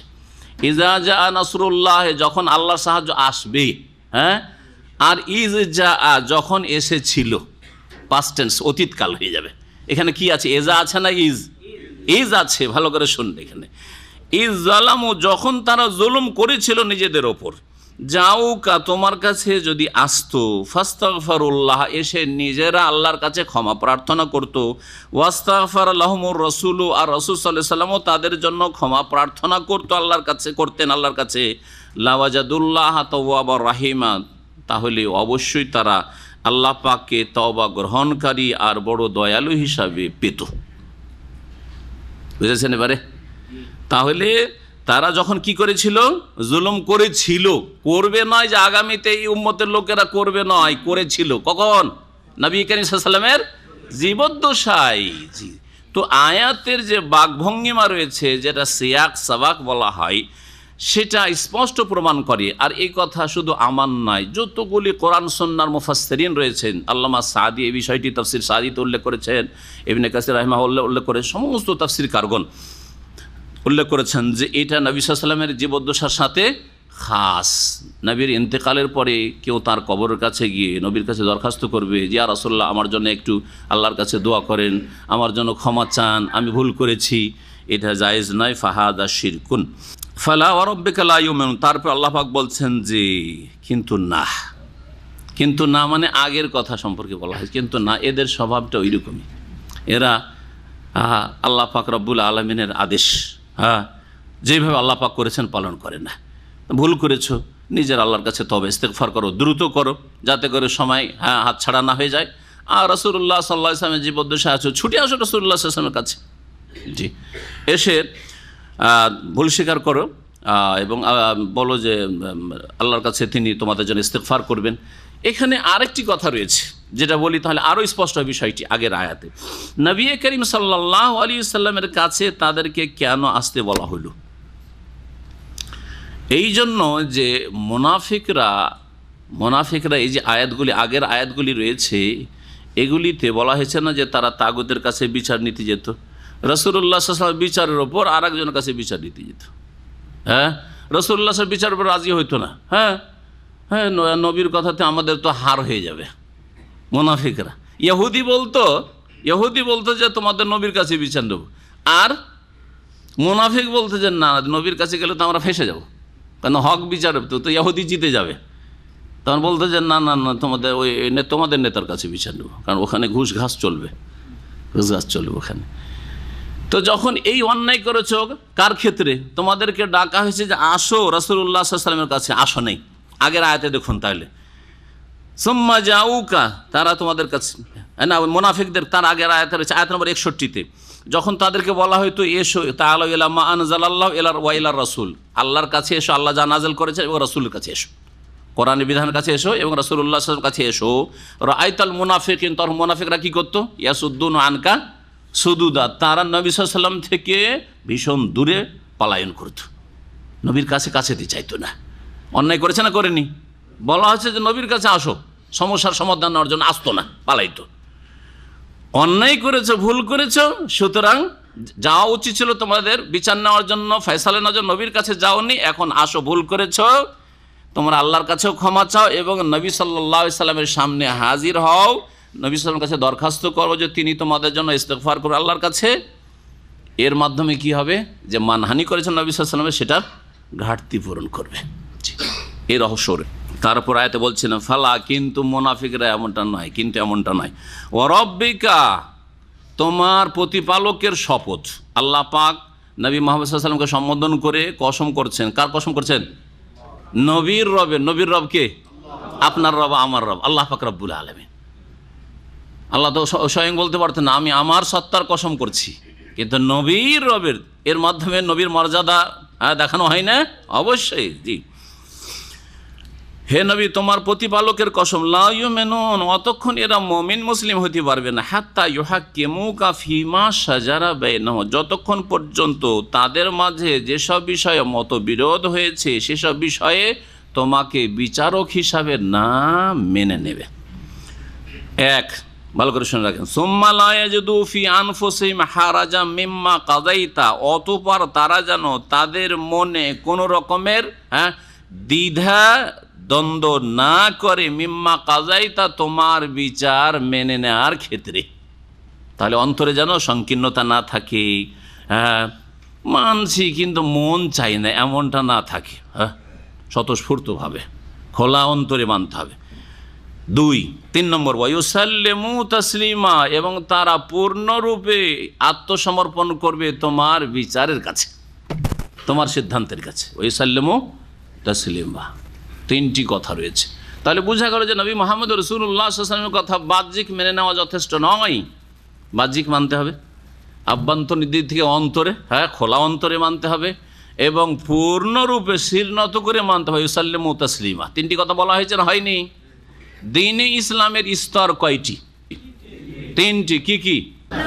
আগে ইসলাম, তারপরে ঈমান, তারপরে এহসান। জিবরাইল আলাইহিস সালামের যে প্রসিদ্ধ হাদিস রয়েছে, নবী সাল্লাল্লাহু আলাইহি ওয়াসাল্লামকে এসে 5টি প্রশ্ন করেছিলেন মানুষ্য রূপ ধরে, ওমর রাদিয়াল্লাহু তাআলা বর্ণনা করেছেন। সেই হাদিসে আছে কি সম্পর্কে জিজ্ঞেস করেছিলেন? আখবিরনি আনিল ইসলাম, আখবিরনি আনিল ঈমান, তারপরে আখবিরনি আনিল এহসান, এহসান সম্পর্কে এই তিনটি হচ্ছে দ্বীন ইসলামের দ্বীনের স্তর। প্রাথমিক স্তর হচ্ছে ইসলাম, মানে বাহ্যিক আত্মসমর্পণ করা, কালমা শাহাদাত দেওয়া, লা ইলাহা ইল্লাল্লাহ মুহাম্মাদুর রাসূলুল্লাহ, তারপরে 5 ওয়াক্ত সালাত আদায় করা, যাকাত দেওয়া, সিয়াম রমজানের পালন করা, তারপরে হজ করা, এগুলি সব জাহিরি বাহ্যিক কাজ কিনা? বাহ্যিক কাজ। এটা হচ্ছে ইসলাম এক, ধরে রাখেন। এখন 2 নম্বরে ঈমান। ঈমান কি? আনতুমিনা বিল্লাহি ওয়া মালাইকাতিহি ওয়া কুতুবিহি ওয়া রুসুলিহি ওয়াল ইয়াউমিল আখির ওয়াল কদরি খাইরিহি, আল্লাহর প্রতি ঈমান, মালাইকার প্রতি ঈমান, তারপরে কিতাব সমূহের প্রতি ঈমান, রসুলগণের প্রতি ঈমান, পরকালের প্রতি ঈমান, ভালো মন্দ তকদিরের প্রতি ঈমান। এই ঈমান, বিশ্বাস কিসের সাথে সম্পর্ক? বাহ্যিক আমল না অন্তরের সাথে? অন্তরের সাথে। তারপর ইহসানের কথা জিজ্ঞেস করা হইল, তখন নবী সাল্লাল্লাহু আলাইহি ওয়াসাল্লাম কি বলেছিলেন? আনতা আবুদাল্লাহ, তুমি আল্লাহর ইবাদত বন্দেগী করবে। আল্লাহর বন্দেগী সর্বদা, শুধু নামাজের ভিতরে না, 24 ঘন্টায় আল্লাহ পাকের আমার বন্দেগীতে আছি, আদেশ নিষেধ মেনে চলছি, সবসময় এমনভাবে জীবনযাপন করবে কান্নাকা তারাহ, যেন আল্লাহকে যেন তুমি দেখছো। যদি এইরকম নাই হয়, কমপক্ষে এতটা হইতে হবে এহসানের স্তরে, যে ফাইন্নাহু ইয়ারাক ফাইল্লাম তাকুন তারাহু ফাইন্নাহু ইয়ারাক, কমপক্ষে এতটুকু তোমার সবসময় দৃঢ় ইয়াকিন প্রত্যয় থাকতে হবে যে তিনি আমাকে দেখছেন, প্রত্যক্ষ করছেন। জি, এটা হচ্ছে তৃতীয় স্তর, 1, 2, 3। আর এখানেও আছে 1, 2, 3। আল্লামা সাদি তার তাফসির সাদিতে বলছেন যে হাত্তা ইউহাক্কিমুকা ফিমা শাজারা বাইনাহুম, নবী আমাদের মাঝে মতবিরোধ হয়েছে, সমাধান চাই, সমাধান বাহ্যিক মানলাম, এটা হচ্ছে ইসলাম। অন্তরে কোনো রকমের দ্বিধা আর সংকোচ নেই, কিছু কুণ্ঠাবোধ নেই, এটা হচ্ছে ঈমানের স্তর, ঈমান। আর তারপরে ওই সাল্লিমু তাসলিমা, পূর্ণরূপে আত্মসমর্পণ করে মেনে নিলাম, এটা হচ্ছে এহসান, এটা হচ্ছে এহসান স্তর। এই 3টি স্তরের কথা এই আয়াতে ইঙ্গিত করা হয়েছে। আল্লাহ পাক তারপরে বলছেন যে এই মুনাফিকরা এত সহজ দিন, নবী সাল্লাল্লাহু আলাইহি ওয়াসাল্লামের সহিহ বুখারী হাদিস, আদ-দীন ইউসরুন বা ইন্নাদ-দীনা ইউসরুন, দিন হচ্ছে খুব সহজ। কত যে সহজ এই দিন, এবং দিন পালন করলেই মানসিক শারীরিক সব রকমের শান্তি রয়েছে। 5 ওয়াক্ত নামাজ পড়েন, কত যে শান্তি, সব রকমের শান্তি রয়েছে। আল্লাহর সাথে সম্পর্ক রাখেন, কত যে মনের একটা শান্তি রয়েছে, যে আমার সম্পর্ক যত যার গভীর সম্পর্ক হবে তত তার মন শক্তিশালী। আমার সম্পর্ক এইসব মানুষের সাথে কি প্রয়োজন? যিনি সব কিছুর মালিক, আসমান জমিনের যত ভান্ডার তার হাতে, তার সাথে আমার সম্পর্ক আছে, কোন চিন্তা আছে? ঠিক আল্লাহ পাক রব্বুল আলামিন ইরশাদ করছেন আয়াত নম্বর 66-তে, ওয়ালাউ আন্নাকা কাতাবনা আলাইহিম, আমি যদি তাদের ওপর বিধিবদ্ধ করে দিতাম, ফরজ করে দিতাম, আনিতুলু আনফুসাকুম, যে তোমরা নিজেদেরকে হত্যা করো। বনি ইসরাইলদের মতো, বনি ইসরাইলদের যুগে কি ছিল? গুনাহ করেছো, গুনার তওবা হচ্ছে যে তোমরা একে অপরকে হত্যা করো। ফাকতুলু আনফুসাকুম ওয়া তুবু ইলা বারিইকুম, নিজেদেরকে হত্যা করো, নিজেদেরকে হত্যা মানে একে অপরকে হত্যা করো, যে যাকে পারে। এটাই তোমাদের ইবাদত। তাহলে কি অবস্থাটা হইতো? চিন্তা করে না, এতেই তোমার তওবা, মুখের তওবা কবুল করা হবে না। ছিল বনি ইসরাইলদের যুগে, বনি ইসরাইলের আমলে। আর যদি এরকমটা হইতো যে তোমাদের কুরবানি করো, ইসমাঈল আলাইহিস সালামের কুরবানির মতো যদি কুরবানি আল্লাহ চেয়ে নিতেন, কি অবস্থাটা হইতো? কি অবস্থা হইতো? আল্লাহ কথাই বলছেন যে তোমাদের এত কঠিন দিন তো আমি নাযিল করিনি, তোমাদের ওপর যদি ফরজ করে দিতাম, বা তাদের ওপর যদি ফরজ করে দিতাম, আনিতুলু আনফুসাকুম, যে তোমরা নিজেদেরকে হত্যা করো, আও ইখরুজু মিন দিয়ারিকুম, অথবা তোমাদের বাড়ি ঘর জন্মভূমি মাতৃভূমি সব ছেড়ে বেরিয়ে পড়ো, দেশে আর থাকা চলবে না, চলো তোমাদেরকে অমুক জায়গায় থাকতে হবে যেখানে কাউকে চিনে না। কি অবস্থাটা হইতো? কঠিন অবস্থা হয়ে পড়তো।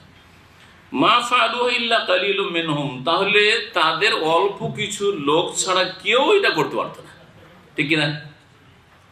ওই রকম তো দিন নয়। ওয়ালা আন্নাহুম ফাআলু মা ইউআযুনা বিহি, আর তারা যদি তাদেরকে লাহুম, তাহলে তা তাদের জন্য কল্যাণকর হইতো, ওয়া আশাদ্দু তাসবিতা, এবং সেটা অধিক তাদের দৃঢ়তার, দিনের ওপর দৃঢ়তার কারণ হইতো, অটলতার কারণ হইতো। ওয়া ইযান লাআতাইনাহুম মিন লাদুন্না আজরান আযীমা, এবং তখন তাদেরকে আমি অবশ্যই মহাপুরস্কার আমার পক্ষ থেকে দিতাম।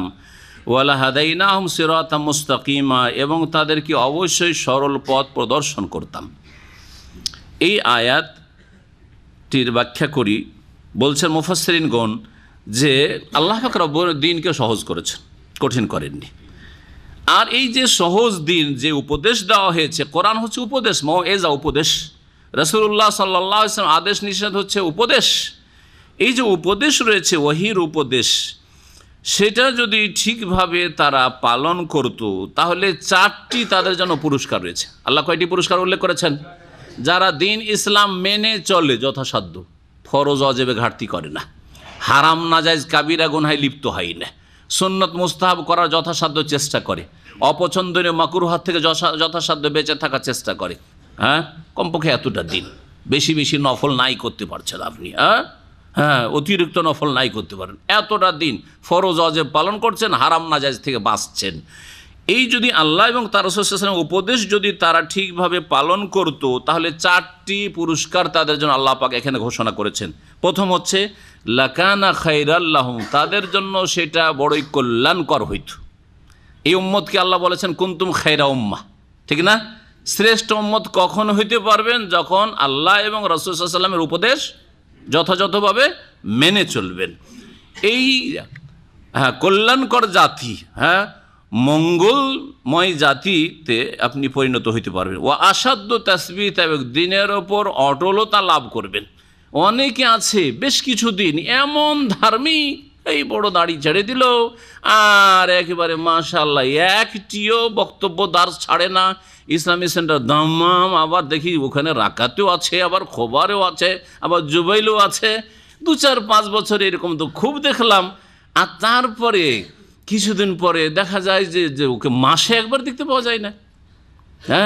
তারপরে দেখা যায় যে দাড়ি ছোট হয়ে গেছে বা সাফ করে ফেলেছে।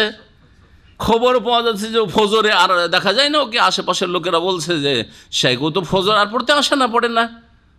আল্লাহ পাক এই দিন পছন্দ করেন না। অনেক নফল ইবাদতবন্দি করলেন 2-4-10 বছর, আর শেষ দিকে খুব খারাপ অবস্থা, আপনার পরিণাম খুব খারাপ। এই লক্ষণই বহন করে আপনার এই লাইফ। জি জি, আল্লাহ পাক দৃঢ়তা দান করবেন কখন? যদি আল্লাহর আদেশ নিষেধগুলি পালন করে চলে। আল্লাহর আদেশ নিষেধ পালন করলে কখনো আল্লাহ পাক অসহায় ধাক্কা দিয়ে লোকটাকে খারাপের পথে চালিয়ে দেবেন। এই মর্মে এটি খুব সুন্দর কথা একজন বড় আলেমের নকল করছি সৌদি আরবের। তিনি বলছেন যে মানুষ হঠাৎ করে খুব ভালো থাকতে থাকতে খারাপ হয়ে যায় না। একটি কায়দা শুনে রাখেন, আপনি খুব ভালো মানুষ, আপনার জাহেরও ভালো বাতিনও ভালো। বুঝছেন না জাহের বাতেন? জাহের মানে প্রকাশ্যে আপনার আমল ভালো, আর বাতেন ভালো মানে ভিতরে আপনার তাকওয়া, পরহেজগারি আর আল্লাহর ভয়, এটাও ভালো। আর হঠাৎ করে আপনি রাতারাতি 2-4 বছর পরে খারাপ হয়ে গেলেন, এটা কখনো হইতে পারে না। তাহলে হয়েছে কি? অনেক লোক যে এরকম খারাপ হয়ে যাচ্ছে, বলছেন তিনি যে আসলে ব্যাপারটা হলো যে তার বাহ্যিকটা আপনারা ভালো দেখেছেন, কিন্তু তার নির্জনতায় আল্লাহর সাথে সম্পর্ক তার খারাপ। যেটা সে লুকিয়ে রেখেছিল জনগণ থেকে 2-4-5 বছর, 7 বছর, 10 বছর তো লুকিয়ে রেখেছিল, কিন্তু তারপরে আল্লাহ পাক তাকে লাঞ্ছিত অপদস্থ করে দিয়েছেন তার গোপনীয় দোষ-ত্রুটিগুলি প্রকাশ করে, তার মুখোশ খুলে দিয়ে। বুঝতে পারছেন না কথা আমার? তার মানে ভিতরটা তার কখনোই 5-7 বছর যে খুব ধার্মিক ছিল, ভালো ছিল না। লুকিয়ে লুকিয়ে হয়তো ব্লু ফিল্ম দেখতো, লুকিয়ে ফেসবুকে খারাপ কিছু করতো, লুকিয়ে সে ইউটিউবে খারাপ কিছু দেখতো, লুকিয়ে লুকিয়ে নির্জনে অনেক পাপে জড়িত ছিল, বা ভিতর তার আসলে ভিতরে ঈমান ছিল না, বাহ্যিক দুনিয়ার গরজে দাড়ি লম্বা করে ফেলেছে আর খুব ধার্মিক হয়ে গেছে আর মুসল্লি সেজে গেছে, অথবা ইসলামের নিয়মিত সব ক্লাসে আসতে শুরু করেছে, কিন্তু আসলে ভিতরটা ভালো হয়নি। যার ফলে আল্লাহ পাক কিছুদিন ওকে ছাড় দিয়েছিলেন যে তোমার মান ইজ্জতটা রক্ষা করলাম। আল্লাহ পাক পানিশমেন্ট স্বরূপ তখন কি করেন? তার মুখোশ খুলে দেন, ভিতরে যে লুকায়িত আইব দোষ ত্রুটি ছিল সেগুলোকে কি করে দেন? জনসমক্ষে প্রকাশ করে দেন। 5 বছর পরে আপনারা টের পেয়ে গেলেন, বুঝে নিলেন যে লোকটি তো আরে কি হয়ে গেছে, কি ছিল, কত ভালো আর কত খারাপ হয়ে গেছে, না আসলে ভালো ছিল না। এবার বুঝতে পেরেছেন না? জি হ্যাঁ, এমনটা যেন আপনার অবস্থা না হয়, আমার অবস্থা না, আল্লাহ পাক যেন আমাদের সকলের হেফাজত করেন। শেখ আব্দুল আজিজ তরৈফি ফররাজাহুল্লাহ তিনি এই বিষয়টি উল্লেখ করেছেন। বর্তমান বেঁচে আছেন, সৌদির ভালো একজন আলেম এবং কুতুবুস সিত্তার 6 কিতাবের হাফেজ। জি জি, আপনি কোনো আলেম বললে আমি ওই ছোটোখাটো আলেমের উদ্ধৃতি দিই না, কারণ অনেক সময় নাম না বলে আলেম তো আমাদের দেশে আলেম পাশ করলে আলেম, আরে দাখিল পাশ করে আলেম, হ্যাঁ, আর যদি কামেল পাশ করে তো আল্লামা হয়ে গেল, ফাজিল পাশ করি আল্লামা। জি সুবহানাল্লাহ। আল্লাহ পাক একটি কি দেবেন? অটলতা। সারা জীবন আপনি জান্নাতের রাস্তায় অটল থাকবেন। এর চেয়ে তো বড় নিয়ামত কি আছে? নিশ্চয়তা আল্লাহর পক্ষ থেকে। আপনি আল্লাহর ওয়াজগুলি, উপদেশগুলি মেনে চলেন, রাসূল সাল্লাল্লাহু আলাইহি ওয়াসাল্লামের ওয়াজগুলি, উপদেশগুলি মেনে চলেন, কোরআন হাদিস, তাহলে 2 নম্বর পুরস্কার হচ্ছে যে আল্লাহ কি করবেন, ওয়াশাদ্দু তাসবিত, শক্তভাবে আল্লাহ পাক দিনের ওপর জান্নাতের পথে অটল রাখবেন। 3 নম্বর, ওয়ালা হাদাইনাহুম ওয়া ইযান লা আতাইনাহুম মিন লাদুন্না আজরান আযীমা, আল্লাহ পাক মহা পুরস্কার দেবেন।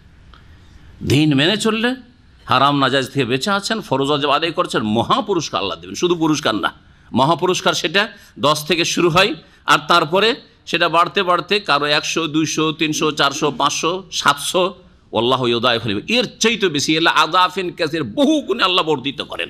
আছে না হাদিসে, কোরআনেও আছে, কোরআনে আছে আল্লাহ ইউদাইফু লিমান ইয়াশা পর্যন্ত, আর হাদিসে আছে এলা আযাফিন কা 700 উপরে যত আল্লাহ চাইবেন, কত গুণ যে দেবেন আল্লাহ ভালো জানেন। কিসের ভিত্তিতে? প্রথম হচ্ছে ইখলাস, কতটা আল্লাহর ক্ষেত্রে আপনি মুখলেস, আন্তরিকতা, নিষ্ঠা আপনার মধ্যে আছে। 2 নম্বর, মুতাবেত, রসুলের তরিকায় কতটা চলার চেষ্টা করেছেন আপনি, হ্যাঁ, সুন্নতের অনুসারী কতটা আপনি, সুন্নত ভক্ত কতটা আপনি, রসুল ভক্ত কতটা আপনি। 3 নম্বর, তখন আপনার অবস্থা, হ্যাঁ, আপনি যে আমলটা করছেন সেই সময় আপনার অবস্থাটা কীরকম ছিল। হইতে পারে আর্থিক দিক থেকে আপনি অভাবী, সেই সময় আপনি দান খেরাত করেছেন, আর একজন লাখ লাখ টাকার মালিক দান খেরাত অনেক বেশি করেছে, সে আপনাকে পাবে না, কারণ আপনার অল্প পয়সা, তাতে আপনি এতে অংশ নেওয়ার চেষ্টা করেছেন। এইরকম বিভিন্ন দিক রয়েছে যেগুলোর কারণে মানুষকে আল্লাহ পাক একটি নেকি থেকে বহু গুণে আল্লাহ পাক পৌঁছে দিতে পারেন। 4 নম্বর পুরস্কার হচ্ছে ওয়ালা হাদাইনাহু সিরাতাম মুস্তাকিমা, সরল পথের পথিক বানাবেন আল্লাহ পাক, সরল পথে আল্লাহ পাক রব্বুল আলামিন রাখবেন।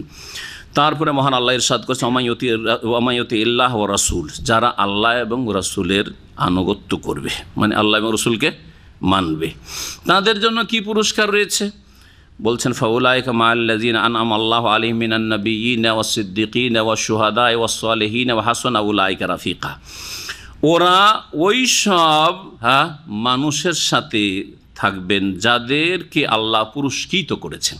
যাদেরকে আল্লাহ কি করেছেন? পুরস্কৃত করেছেন। যাদেরকে পুরস্কৃত করেছেন তাদের দোয়া চাওয়া আল্লাহ পাক 5 ওয়াক্তের প্রত্যেক রাকাতে ফরজ করেছেন, সেটা হচ্ছে সূরা ফাতিহা। চিন্তা করেছেন কোনোদিন? এখানে আনআমাল্লাহু আলাইহিম, আর সূরা ফাতিহা দেখেন, ইহদিনাস সিরাতাল মুস্তাকিম, আল্লাহ আমাদেরকে সরল সোজা পথ দেখাও, জান্নাতের পথ, সিরাতাল্লাযিনা আনআমতা আলাইহিম, এখানে আছে আনআমাল্লাহু আলাইহিম, ওখানে আছে আনআমতা আলাইহিম, একই কথা না? তুমি যাদেরকে পুরস্কৃত করেছো তাদের পথে আমাকে চালাও আল্লাহ পাক। জি, এই দোয়া সূরা ফাতিহাতে রয়েছে। এই দোয়া করা ফরজ না সুন্নাত? ফরজ, প্রত্যেক মুসল্লির জন্য ফরজ। হ্যাঁ, নামাজের কোনো এক রাকাতে পড়লে হয় না, প্রত্যেক রাকাতে, প্রত্যেক, শুধু ফরজে পড়তে হবে না, সুন্নাত নফল সব নামাজে, সব নামাজে। কত গুরুত্বপূর্ণ দোয়া, কত গুরুত্বপূর্ণ দোয়া, চিন্তা করেন আপনি। যারা আল্লাহ এবং তার রাসূল সাল্লাল্লাহু আলাইহি সাল্লামকে মেনে চলবে তাদের কি আল্লাহ পাক কার সঙ্গী বানাবেন? যাদেরকে আল্লাহ পাক পুরস্কৃত করেছেন। তারা কারা পুরস্কৃত? বলছেন প্রথম সারি হচ্ছে আন-নবী মিনান নবীন, নবী রসুলগণ, ওয়াস সিদ্দিকিন, আর দ্বিতীয় শ্রেণী হচ্ছে যারা মহাসত্যবাদী, অর্থাৎ আম্বিয়া রসুলগণের সাথী সঙ্গী সহচরগণ, সাহাবাই কেরামগণ, জি, নবী মোহাম্মদ রসুল্লাহ সাথীরা, ঈসা আলাইহিস সালামের সাথী সঙ্গীরা, হাওয়ারিন যারা, মুসা আলাইহিস সালামের যারা সাথী সঙ্গী, সাহাবী যারা, এইভাবে যে কোনো নবীর সাথী সঙ্গীরা ছিল, তারা হচ্ছেন সিদ্দিকিন। আর এই পথ সেখানে সীমিত নয়, ওই রকম যদি কোয়ালিটির ইমান কারো হয় তাহলে কিয়ামত পর্যন্ত এই দরজা সিদ্দিক হওয়ার দরজা খোলা আছে। আর এটা আমাদের সার্টিফিকেট হবে না। কে সার্টিফিকেট দেবেন? যিনি অন্তরের খবর রাখেন, হ্যাঁ, যিনি মানুষের স্যার বাহির ভিতর সব কিছুর খবর রাখেন, তিনি একমাত্র আল্লাহ রাব্বুল আলামিন। অমুক বেলায়েত পেয়ে গেছেন, আমাদের পীরেরা বলে যে অমুক আজকে রাতে ওলি, আল্লাহর ওলি হয়ে গেছে। কি করে জানলেন? আল্লাহর ওলি হলে আল্লাহ খবর দেবেন না আপনি খবর দেবেন? আপনি কি করে জানলেন? আত্তালা আল গাইব, আল্লাহ বলছেন গাইব কি উকি মেরে দেখে নিয়েছে। আমি তাখাযা ইনদার রহমানে আহাদান, আল্লাহর কাছ থেকে চুক্তি নিয়ে এসেছি, আমি সার্টিফিকেট দেবো, আল্লাহ তোমার পক্ষ থেকে আমি বেলায়েতের সার্টিফিকেট দেবো। ভারতের পীরেরা বাংলাদেশে গিয়ে ব্রাহ্মণবাড়িয়ার কোনো এক মাদ্রাসাতে মসজিদে গিয়ে সবে কাদার রাতে করছে, কি বলছে, বেলায়েতের সার্টিফিকেট দিচ্ছে। আমাদের এখানে এক ভাই আছে, ইউনুস, ওকে জিজ্ঞেস করবেন, ও সেখানে ছিল। ওই রাতে কোনো এক বছরে সার্টিফিকেট দিয়েছে, বলছে আজকের সবচেয়ে বড় ওলি হলো ওই রিক্সা চালক অমুক। জি, আস্তাগফিরুল্লাহ ওয়া আতুবু ইলাইহি। এগুলো হচ্ছে পীরদের ধর্ম। আর তারা আবার হক্কানি পীর, আমি বলছি না যে ভণ্ড দেওয়ানবাগির মতো ওই রকম খারাপ না, যারা নিজেদেরকে হক্কানি বলছে তাদের অবস্থা এটা বলছি। জি, অসহাদা। আর 3 নম্বরে পুরস্কৃত কারা? সোহাদা, শহীদের বহুবচন, যারা আল্লাহ রাস্তায় শাহাদাত বরণ করেছেন। শহীদ সার্টিফিকেটটা আমরা দেব না আল্লাহ দেবেন? সুতরাং আজকাল যে কিছু লোকেরা শহীদ শহীদ শহীদ, হ্যাঁ, এমনকি অমুসলিমও শহীদ, নিছক দুনিয়ার গরজে মরেছে, হ্যাঁ, দিনের কোনো গরজ ছিল না, সামান্যতম গরজ না, সেও শহীদ, হ্যাঁ, রাজনৈতিক কারণে মারা গেছে সেও শহীদ, সব শহীদ। আর যদি আল্লাহর দিনের জন্যই মারা গিয়ে থাকে, তারপর এই শহীদ কথাটি আমি বলবো, তো আমার কাছে শহীদ, আল্লাহর কাছে তো বলতে পারবো না, পারবো? এই যে আপনাদের মতো জনগণরা বলছেন যে অমুক শহীদ অমুক শহীদ, এটা জানার উৎস কোথায়? তাহলে বোঝা গেল যে তাদের কাছে শহীদ, আল্লাহর কাছে শহীদ কিনা আল্লাহ বলবেন, ঠিক না? কিয়ামতের দিন এই লোকগুলিকে যদি জিজ্ঞাসা করে ফেলেন, আর অবশ্যই জিজ্ঞাসা করবেন যে তুমি কি করে জানলে যে শহীদ? এই সার্টিফিকেট দেওয়ার অধিকারটা কে দিল যে অমুক শহীদ হয়েছেন?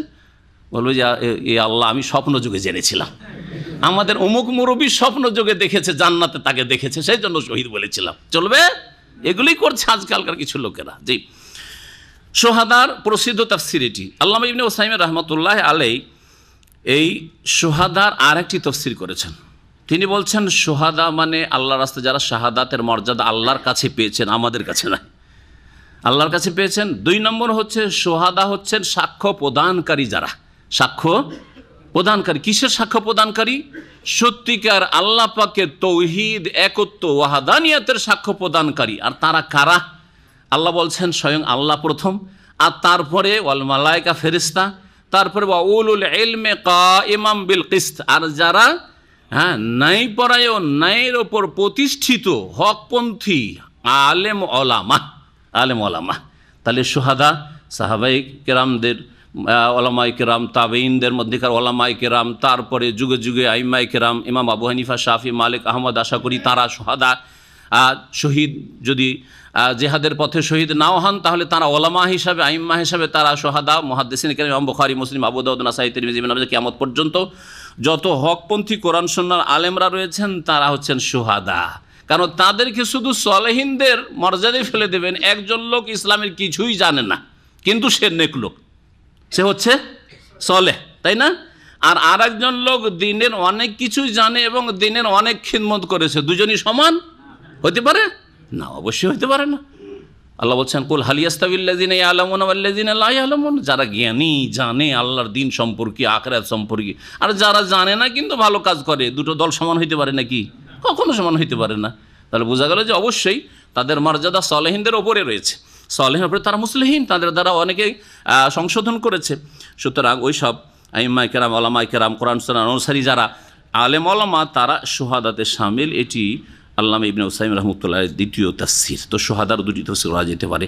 দলিল ওই আয়াতটি বলছেন সূরা আলে ইমরান আয়াত নম্বর 18, যাতে রয়েছে শাহিদাল্লাহু আন্নাহু লা ইলাহা ইল্লাহু ওয়াল মালাইকাতু ওয়া উলুল ইলমি কাইমাম বিল কিসত।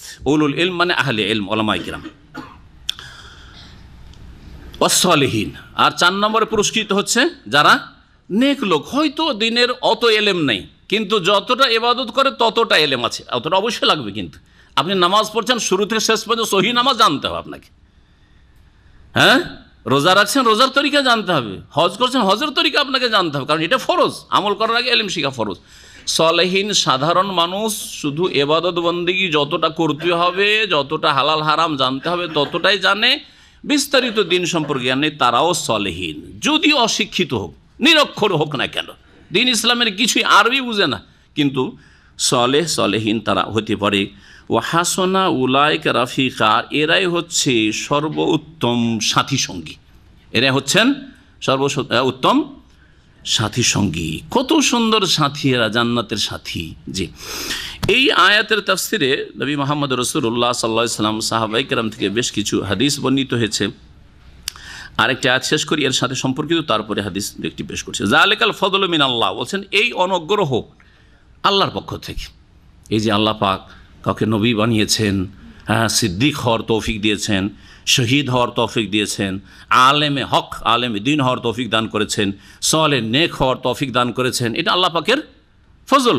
যদিও প্রত্যেকের ক্ষমতা আছে, কিন্তু আল্লাহ পাক রব্বুল বিশেষ অনুগ্রহ যে আল্লাহ পাক রাস্তাকে সহজ করে দিয়েছেন তার জন্য। ওয়াকাফা বিল্লাহি আলিমা, আর সর্বজ্ঞ হিসাবে, সব কিছু সম্পর্কে জ্ঞানী হিসাবে আল্লাহ যথেষ্ট। একজন প্রখ্যাত তাবি সাঈদ বিন জুবাইর রাহিমাহুল্লাহ তিনি বলছেন যে রাজুলুন মিনাল আনসার, আনসারি একজন লোক আসলো রাসূলুল্লাহ সাল্লাল্লাহু আলাইহি ওয়াসাল্লামের কাছে, ওয়া মাহজুনুন, বড়ই চিন্তিত অবস্থায়। ফাকাল লাহুন নবী সাল্লাল্লাহু আলাইহি ওয়াসাল্লাম বললেন যে ইয়া ফুলান মালি আরাকা মাহজুনা, হে অমুক, কি ব্যাপার, তুমি এত চিন্তিত কেন? কালা ইয়া নবী আল্লাহ, হে আল্লাহ নবী, শাইয়ুন ফাক্কারতু ফিহি, একটা বিষয়ে আমি খুব চিন্তায় পড়ে গেছি, একটি বিষয়ে খুব চিন্তায় পড়ে গেছি। কালা মা হুয়া, সেটা কি? কালা নাহনু নাকদু আলাইকা ওয়া নারুহু, আমরা সকালে আসি একবার, বিকেলে আসি, আসার পরে আপনার কাছে দিন শিখি, আর আপনাকে অন্তর থেকে ভালোবাসি, দেখতে পাই, নিজে স্বচক্ষে দেখে নিচ্ছি, কত ভাগ্য আমাদের। কিন্তু আবার যখন চিন্তা করি, নানজরে লাওয়াজহিকা ওয়া নুজালিসুকা, আপনার চেহারা মোবারক দেখি, ওয়া নুজালিসুকা, আপনার মজলিসে বসি, ওয়া গাদান তুরফা মান নবীন, কিন্তু আগামীকালকে মানে মওতের পরে, দুনিয়া থেকে বিদায় হওয়ার পরে আপনাকে নবীদের দলে নিয়ে চলে যাওয়া হবে। আমাদের সাথে রাখা কি আর হবে? নবীদের সাথে আপনাকে নিয়ে চলে যাওয়া হবে। ফালা নাসল এলে, কিন্তু সেখানে তো আমরা পৌঁছিতে পারবো না, আমরা সাধারণ মুসলিম সাহাবি, ওখানে তার পৌঁছিতে পারবো না। ফালাম ইয়ারুদ্দান নবী সাইয়া, নবী সাল্লাল্লাহু আলাইহি ওয়াসাল্লাম কোনো জবাব দিলেন না। ফাতাহু জিবরিল, সেই সময় জিবরাইল আলাইহিস সালাম আসলেন, আর এই আয়াত নাজিল হলো। তাহলে এই আয়াতের শানে নুজুল হচ্ছে এই ঘটনা। আরও এই বিষয়টি বিস্তারিত মুসনাদে আহমদে রয়েছে। ইমাম আবু বকর বর্ণনা করেছেন, আয়েশা রাদিয়াল্লাহু তাআলা আনহা থেকে বলছেন যে একজন লোক নবী সাল্লাল্লাহু আলাইহি ওয়াসাল্লামের কাছে আসলো, আসার পরে বল, ইন্নী লা আহাব্বু ইলাইকা, ইন্নাকা লা আহাব্বু ইলাইয়া মিন নাফসি, হে নবী, নিশ্চয়ই আপনি আমার কাছে সারা পৃথিবীর সমস্ত কিছু এবং সকলের চাইতে অধিক প্রিয়, খুব ভালোবাসি আপনাকে। কাউকে ভালোবাসলে বলে দেওয়া সুন্নত। নবী সাল্লাল্লাহু আলাইহি ওয়াসাল্লাম বলেছেন যে যদি দিনের জন্য কাউকে ভালোবাসেন তাহলে তাকে ফালিয়ুখবিরহু, বলে দেবেন, যাতে করে তার কাছে নেক দোয়া পান এবং সেও আপনাকে ভালোবাসে। হয়তো আপনার সম্পর্কে ওই ধারণা নেই। ও আহাব্বু ইলাইয়া মিন আহলি, এমনকি আপনি আমার পরিবার, আমার স্ত্রী ছেলেমেয়ের চাইতে বেশি প্রিয় আপনি। ওয়া আহাব্বু ইলাইয়া মিন ওয়ালাদি, আমার স্ত্রী আমার ছেলেমেয়ের চাইতে বেশি প্রিয়। ওয়া ইন্নী লা আকুনু ফিল বাইত, আমি বাড়িতে থাকি। ফাআযকুরুকা, আর আপনার কথা মনে পড়ে যায়। ফামা আসবির হাত্তা আতিক, তখন আমি অধৈর্য হয়ে পড়ি যে নবীকে কখন দেখব, দৌড় দিয়ে চলে আসি আপনার কাছে। ফাআনজুরু ইলাইহি, তারপরে এক নজরে দেখে এমনটা শান্তি হয় আমার। ওয়াইদা যাকারতু মাউতি ওয়া মাউতাকা, আর যখন স্মরণ হয় আমার মতের কথা, আপনার মৃত্যুর কথা। ও মাউতাকা, মৌতি আমার মত, আর মাউতাকা মানে আপনার মত। সাহাবী কি বলতেন যে নবীর মত হ্যাঁ হবে, হয়েছে না হয়নি? মাউতাকা আপনার মৃত্যু, মত মানে কি? মৃত্যু। তো সাহাবীর আকীদা কি ছিল? হায়াতুন নবী না ওয়াফাতুন নবী?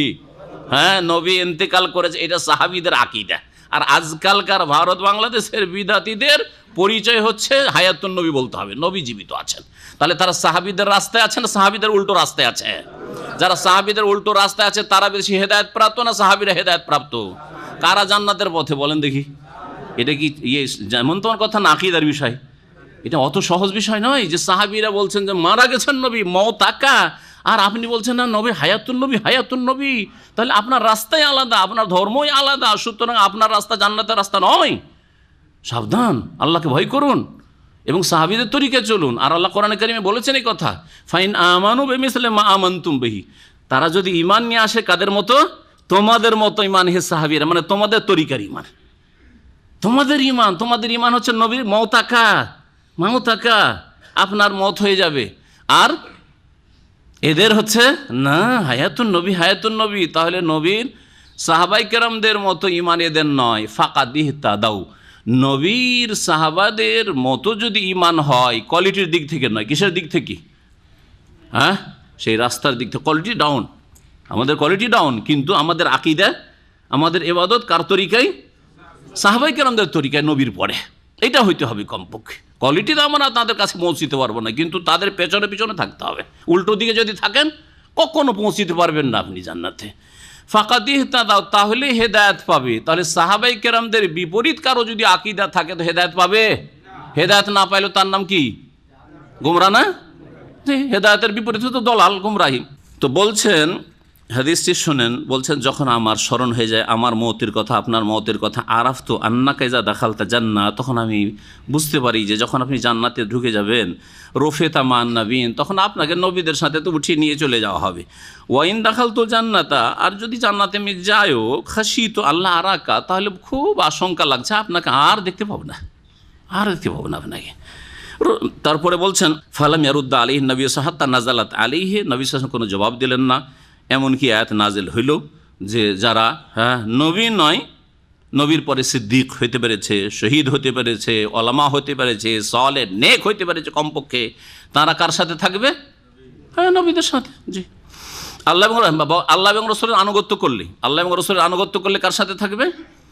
নবীদের সাথে থাকবে, সিদ্দিকিনদের সাথে থাকবে, শহাদাদের সাথে থাকবে, সালেহিনদের সাথে থাকবে। নবী সাল্লাল্লাহু আলাইহি সাল্লামের সংসর্গ পাওয়ার জন্য জান্নাতে, বা সাথী সঙ্গী হওয়ার জন্য, প্রতিবেশী হওয়ার জন্য কি করতে হয়, এই মর্মে একটি হাদিস রয়েছে সহিহ মুসলিমে। এই হাদিস শুনে এক যুবক ছেলে রাবিয়া ইবনে কাব আল আসলামি, একেবারে যুবক, 14-15 বছরের ছেলে, নবী করিম সাল্লাল্লাহু আলাইহি সাল্লামের অনেক সাহাবীর ছেলেরা নবী সাল্লাল্লাহু আলাইহি সাল্লামের খেদমতের চেষ্টা করতেন। এই এক ছেলে ওইরকম ছিল যে নবী সাল্লাল্লাহু আলাইহি সাল্লামের কাছে সবসময় থাকার চেষ্টা করতো। বলছেন যে কুনতু আবিতু ইনদান নবী, আমি রাত কাটাতাম নবী সাল্লাল্লাহু আলাইহি সাল্লামের কাছে, নবী সাল্লাল্লাহু আলাইহি সাল্লামের কাছাকাছি রাত কাটাতাম। যখন পরিবারের কাছে থাকতেন সেটা আলাদা, পরিবার ছাড়া যখন হয়তো বাইরে আছেন, নবী সাল্লাল্লাহু আলাইহি সাল্লামের কাছাকাছি থাকতাম সবসময়। ফাতাইতু বিওয়াদুহি ওয়া হাজাতি, নবী সাল্লাল্লাহু আলাইহি সাল্লামের কাছে তার উজুর পানি এনে দিতাম, ওয়াদু মানে হচ্ছে উজুর পানি, ওয়া হাজাতি প্রয়োজন মিসওয়াক এনে দিতাম, জুতা স্যান্ডেলটা ঠিক করে দিতাম, এই করতাম।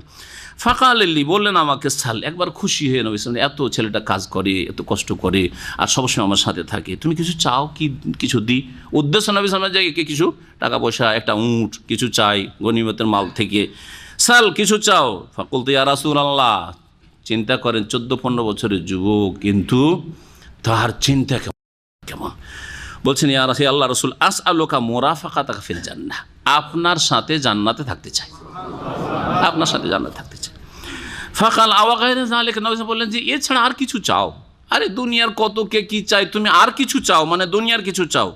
কুলতু, আমি বললাম, রাবিয়া বলছেন, হুয়া যাকা, বাস সেইটাই চাই, আর কিছু চাই না, হুয়া যাকা, বাস ওইটাই। কালা, নবী সাল্লাল্লাহু আলাইহি সাল্লাম বললেন, নিলাম তোমাকে, নাকি আজকালকার পীরদের মতো, নাকি আমল করো আর না করো তোমাকে নিলাম, তোমাকে বাবারে। এই ফুলতুলি গিয়েছে, আমাদের ব্রিটেনের ভাইয়েরা অনেক হেদায়েত হয়েছে, তারা বলছে যে ফুলতুলি তো দুনিয়া থেকে চলে গেছে না, যে আপনার করেছে পেয়ে গেছে, কিন্তু যখন বেঁচে ছিল লন্ডনে গেছে, যাওয়ার পরে বলছে, বাবারে তোমার আল্লাহর রাস্তায় কিছু দান টান করো, আর নজর নিয়ে সব তো দেশে যাচ্ছে। তো ওর ভক্তরা বলছে, ভক্তরা ঘোষণা করে যে সাহাব এসেছেন, জানো তো সিলেটি ভাষা, সাহেবকে কি বলে? সাহাব এসছেন, সাপ, সাপ না হয়ে যাবে এটা, আসলেই সাপ, কিন্তু এটা সাপ, আর সাপ বললে আমাদের অঞ্চলের লোকেরা সাপই বুঝবে। জি, তো সাহাব এসছেন, আল্লাহর রাস্তায় আপনারা দান খায়রাত করেন, নজর নিয়াজ পেশ করেন। তারপরে ভক্তরা দাঁড়িয়ে বলছে যে সাহাব আপনাদের সাথে ওয়াদা করছেন, তিনি যখন জান্নাতে যাবেন আপনাদেরকে ছেড়ে একাই তিনি যাবেন না। নবী করিম সাল্লাল্লাহু আলাইহি সাল্লাম বলছেন যে শোনো, যখন আমার সাথে থাকতে চাইছো তো তোমার করণীয় আছে, তোমাকেও কিছু করতে হবে, সেটা হচ্ছে ফাআইন্নি আলা নাফসিকা বিকাসরাতি সুজুদ, আমাকে সাহায্য করো, যখন আমার সাথে থাকতে চাইছো তো হেল্প মি, আইন্নি মানে আমাকে সাহায্য করো, আলা নাফসিকা তোমার জন্য, বেকাসরাতি সুজুদ বেশি বেশি নফল নামাজ পড়ে। কাসরাতি সুজুদ সেজদা বলা হয়, এমনি সেজদা নেই, সেজদা তেলাওয়াত ছাড়া আর সেজদায় শুকুর ছাড়া এমনি নামাজের বাইরে কোনো সেজদা নেই, বেদাতি সেজদা। কিছু লোককে দেখেছেন আজকাল বিদাতিদেরকে, মাগরিবের পর বসে আছে, এসা পরে বসে আছে, থাকতে থাকতে একটা ঠাক করে একটা সেজদা দিয়ে হাঁটলো, বেশ কিছু লোক, এটা বেদাতি সেজদা, এই সেজদা ইসলামের নেই। যতগুলি হাদিস সেজদার আছে, সেই সেজদা মানে হচ্ছে সুজুদ, মানে হচ্ছে আল্লাহ বলছেন ওয়াসজুদ ওয়াক্তারিব, সূরা ইকরা, সূরা আলাক, সেজদা করো এবং আল্লাহর সান্নিধ্য লাভ করো, মানে কি সেজদা পড়ে থাকবেন শুধু নামাজের মধ্যে সেজদা। কারণ আয়াতের তাফসীর কার কাছ থেকে নিতে হবে? রাসূলুল্লাহ সাল্লাল্লাহু আলাইহি ওয়াসাল্লাম থেকে, সাহাবায়ে কেরাম থেকে। সাহাবায়ে কেরাম যেইভাবে আয়াত বুঝছেন আপনাকে ওইভাবে বুঝতে হবে, এখানে এটা ফিট করেন। নবী করিম সাল্লাল্লাহু আলাইহি ওয়াসাল্লামের সাহাবীরা এইরকম কোনো পৃথক সেজদা করেনি নামাজ ছাড়া। নামাজের ভিতরে এক রুকু, দুই সেজদা, এক রাকাত নামাজ, বেশি বেশি লম্বা সেজদা তখন করেন আপনি নামাজের ভিতরে, কিন্তু নামাজের বাইরে এমনি এমনি সিজদায় পড়ে থাকবেন বা সিজদা করবেন আর মনে করেন এটা দিয়ে আল্লাহর সান্নিধ্য লাভ করলাম, এটা হচ্ছে মন গড়া তাফসির, অপব্যাখ্যা, সাহাবায়ে কেরামদের তরিকার তাফসির হলো না, যার ফলে এই গুমরাহিগুলো এসছে। আল্লাহ পাক রব্বুল আলামিন তারপরে জেহাদের কথা বলছেন। জেহাদে শর্তগুলি যখন পূরণ হবে তখন জেহাদে যেতে হবে। আল্লাহ পাক বলছেন, ইয়া আইয়ুহাল্লাযীনা আমানু খুযু হিযরাকুম, হে ঈমানদারগণ তোমরা সতর্কতা অবলম্বন করো, তোমরা কাফেরদের অনিষ্ট থেকে, আল্লাহ এবং আল্লাহর দ্বীনের শত্রুদের অনিষ্ট থেকে সতর্কতা অবলম্বন করো, সাবধান থাকো, সজাগ থাকো। খুযু হিযরাকুম, সবসময় সজাগ থাকতে হবে একজন মুসলিম ব্যক্তিকে, পরিবারকে, সমাজকে, দেশকে, সবসময় শত্রুকে সবসময় নজরে রাখতে হবে যে তাদের নড়াচড়াটা কেমন, তাদের আচার আচরণটা কেমন, হ্যাঁ, তাদের চিন্তা চেতনা কেমন, তারা কি করতে চায়, কি করছে তারা, হ্যাঁ, ষড়যন্ত্র করছে নাকি, বাহ্যিক না করেও কিন্তু ভিতর ভিতর কিছু করছে নাকি, সব কিছুর খবর রাখতে হবে। খুযু হিযরাকুম, এটা একটা দিক। আর একটা দিক হচ্ছে যে যদি এইরকম কোনো অনিষ্ট দেখা যায় তাদের পক্ষ থেকে, ষড়যন্ত্র দেখা যায়, তো সেটাকে নষ্ট করার জন্য, নির্মূল করার জন্য সচেষ্ট হইতে হবে না, হবে না? তার জন্য প্রস্তুতি লাগবে না, লাগবে না? প্রস্তুতিও রাখতে হবে। বিশেষ করে শাসক গোষ্ঠীকে সম্বোধন করা হয়েছে, খুযু, সতর্কতা অবলম্বন করো, পাশে তোমার দুশ্মন রয়েছে, সুতরাং দুশ্মন যদি হানা দেয় তাহলে প্রতিরক্ষার ব্যবস্থা রাখো। প্রতিরক্ষা, সবচেয়ে বড় প্রতিরক্ষা হচ্ছে ইমানই প্রতিরক্ষা। ইমান, আল্লাহর প্রতি ইমানই নেই, তার কোত্থেকে সাহায্য আসবে? অমান নাসরু ইল্লা মিন ইনদিল্লাহ, সাহায্য কোত্থেকে আসে? আল্লাহর পক্ষ থেকে। আল্লাহর সাথে সম্পর্ক ভালো করো, হে সেনাবাহিনী, আল্লাহর সাথে সম্পর্ক ভালো করো, রাসূল সাল্লাল্লাহু আলাইহি ওয়াসাল্লামের সাথে সম্পর্ক ভালো করো, দ্বীনের সাথে সম্পর্ক ভালো করো, মসজিদের সাথে সম্পর্ক ভালো করো, নামাজ রোজার সাথে সম্পর্ক ভালো করো, আল্লাহ ভীরুতা নিয়ে আসো। এটা হচ্ছে সবচেয়ে বড় শক্তি মুমিনদের, যেই শক্তিটা কুফরি শক্তির কাছে নেই। এটা হচ্ছে আপনাদের আসল শক্তি। আর তারপরে পার্থিব শক্তির কথা আল্লাহ বলছে, ওয়া আইদ্দু লাহুম মাসতাতাতুম মিন কুওয়াহ। আল্লাহ পাক সূরা আনফালের একটি আয়াতে বলেছেন, যথাসাধ্য তোমরা তাদের সামনে, তাদের বিরুদ্ধে প্রস্তুতি নাও, আইদ্দু, প্রস্তুত করো, মিন কুওয়াহ, শক্তি প্রস্তুত করা। নবী সাল্লাল্লাহু আলাইহি ওয়াসাল্লাম আলা আন্নাল কুওয়াতা রামি, এই কুওয়া মানে হচ্ছে রামি, মানে ক্ষেপণের ট্রেনিং করা। জি, একটা যুগ ছিল তীর চালাতে হবে, তীরের যুগ ছিল, এখন তীরের যুগ নয়, এখন হচ্ছে গোলা বারুদের যুগ। সুতরাং তার প্রস্তুতি মুসলিমকে রাখতে হবে, মুসলিম শাসককে রাখতে হবে, মুসলিম শাসকের দেশের যারা প্রতিরক্ষায় রয়েছে তাদেরকে রাখতে হবে। আল্লাহ পাক যেন তৌফিক দান করেন। তাহলে এই খুযু হিযরাকুম আর ওয়া আইদ্দু লাহুম মাসতাতাতুম মিন কুওয়া একই মর্মের আয়াত, একই রকমের বিষয়। তারপরে যখন তোমাদেরকে অগ্রসর হইতে হবে কাফেরদের দিকে জিহাদের জন্য, সশস্ত্র লড়াইয়ের জন্য, তখন দেখো যে কোনটা উপকারী। দলে দলে যাওয়া উপকারী নাকি দলে দলে, না কিছু গেলে কিছু থাকলে প্রস্তুত, এইরকম না গিয়ে একসাথে হামলা করতে হবে, সেটা শাসক সিদ্ধান্ত নেবেন। বলছেন ফানফিরু সোবাতিন, সুতরাং বা অতঃপর খুযু হিযরাকুম, তোমরা সতর্কতা অবলম্বন করো, ফানফিরু সোবাতিন, অতঃপর তোমরা অগ্রসর হও, সোবাতিন মানে দলে দলে। সোবাতুনের বহু বচন হচ্ছে সোবাতিন, দলে দলে। একটা দল গেল বা দুটো দল গেল, বিভিন্ন দিক থেকে কিছু প্রস্তুত থাকলো, এখানে যে লাগলে পাঠাবো, এইরকম। আবিন ফিরু জামিয়া, অথবা তোমরা একসঙ্গে সম্মিলিতভাবে তোমরা অগ্রসর হও। তাহলে অগ্রসর হওয়ার বিষয়টিতে আল্লাহ পাক রব্বুল আলামিন দুই রকমই পন্থা অবলম্বন করার নির্দেশ দিয়েছেন। কোনটা উপকারী হবে জাতির জন্য, দেশের জন্য, মুসলিম উম্মার জন্য, দ্বীনে ইসলামের জন্য, বিজয়ের জন্য, সেটা সিদ্ধান্ত নেবে শাসক এবং শাসকের প্রতিনিধি। এই জিহাদ জনগণের হাতে ছেড়ে দেওয়া হয়নি, ভালো করে মনে রাখবে। এইখানে গিয়ে খারিজিরা গোমরা হয়েছে, না আমরাই করব, তোমাদের কাজ এটা না। যেমন চোরের হাত কাটা কি আমাদের কাজ নাকি? না, এই খারিজ জঙ্গিদের কাজ, কাজ। যেমন চোরের হাত কাটা, একটা চোরের হাত কাটাই তোমার কাজ না, এটা সরকারের কাজ। তো জিহাদ করো, তোমাদের কাজ কী করে হয়ে গেল? তোমাদের কাজ না এটা, এটা হচ্ছে মুসলিম শাসকের কাজ। যখন প্রয়োজন করবে, তার মনে করবে, তখন তার আগে থেকে প্রস্তুতি রাখবে, এবং তখন ফান ফেরু সোবাতিন আবিন ফেরু জামিয়া, হয় দলে দলে যাও, আগে বাড়ো, আর না হইলে সঙ্গবদ্ধভাবে, সম্মিলিতভাবে অগ্রসর হও। ওয়াইন্না মিনকুম লামাল্লা ইউবাত্তি আন্না, আল্লাহ পাক রব্বানা বলছেন যে জিহাদ, নবী সাল্লাল্লাহু আলাইহি ওয়াসাল্লামের জামানায় যখন জিহাদের নির্দেশ হয়ে গেল, তখন কিছু লোক ধানে কিছু চিটা থাকবে, চিটা থাকবে, আমরা পাতান বলি চিটাকে, হ্যাঁ থাকবে না? থাকবে না?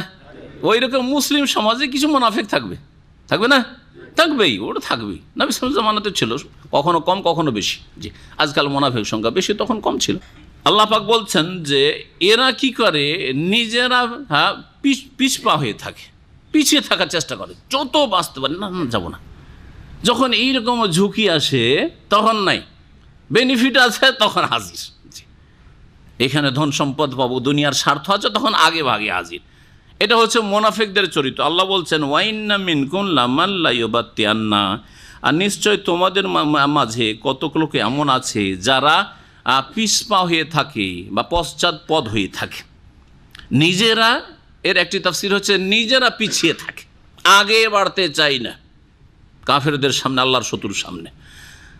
আর কেউ কেউ তাফসীর করেছেন যে নিজেরাও পিছিয়ে থাকে, আর এটা হচ্ছে মুতাআদ্দিদ সিগা, অন্যদেরকেও পশ্চাৎপদ করার চেষ্টা করে, ভাঙাবার চেষ্টা করে। কেন যাবে? জান দিতে যাচ্ছ, মরতে যাচ্ছ, তোমার ছেলে মেয়ে নাই, কেন যাবে তুমি? পালাও এখান থেকে, এইসব করবে। মুনাফিকরা, মুনাফিকের মধ্যে দুটি চরিত্র ছিল। ওহুদের যুদ্ধের সময় মুনাফিকরা চিহ্নিত হয়। 1000 লোককে নিয়ে নবী সাল্লাল্লাহু আলাইহি সাল্লাম ওহুদের প্রান্তে বেরিয়ে গেলেন, মসজিদে নববী থেকে আনতে বেরিয়ে গেলেন। কিছু দূর যাওয়ার পরে ওহুদ আর মসজিদের মাঝখানে একটি জায়গা আছে, ওখানে এখনও জায়গাটি চেনা জায়গা, আমরা চিনি, আমাদেরকে এক সময় নিয়ে গিয়ে দেখানো হয়েছিল মদিনা মসজিদ থেকে। ওখানে গিয়ে মুনাফিকরা বাহানা করলো যে আমাদের পরামর্শ না নিয়ে, যাদের পরামর্শ নিয়ে কাজ করেছে তাদেরকে নিয়ে নবী কাজ করুক, আমাদের দরকারটা কি? আমরা যাব না। ওর তো শুরুতে বাড়িতে বলতো আমরা যাব না, কিন্তু ওইটা বললে তো মানুষকে বিব্রত করা যেত না। ওটা বললে তো প্রস্তুতি নিয়ে বা মানসিক দিক থেকে যাক, এরা যাবে না, আগে বেরিয়ে গেছে, আমরাই 700 জনই করবো, ঠিক না? কিন্তু রাস্তায় গিয়ে, কাছাকাছি গিয়ে, যে ওহদের ময়দানের কাছাকাছি গিয়ে ওখানে যদি বেরিয়ে চলে আসে, ভালো ভালো মানুষের ঈমান দুর্বল হবে না? হবে না?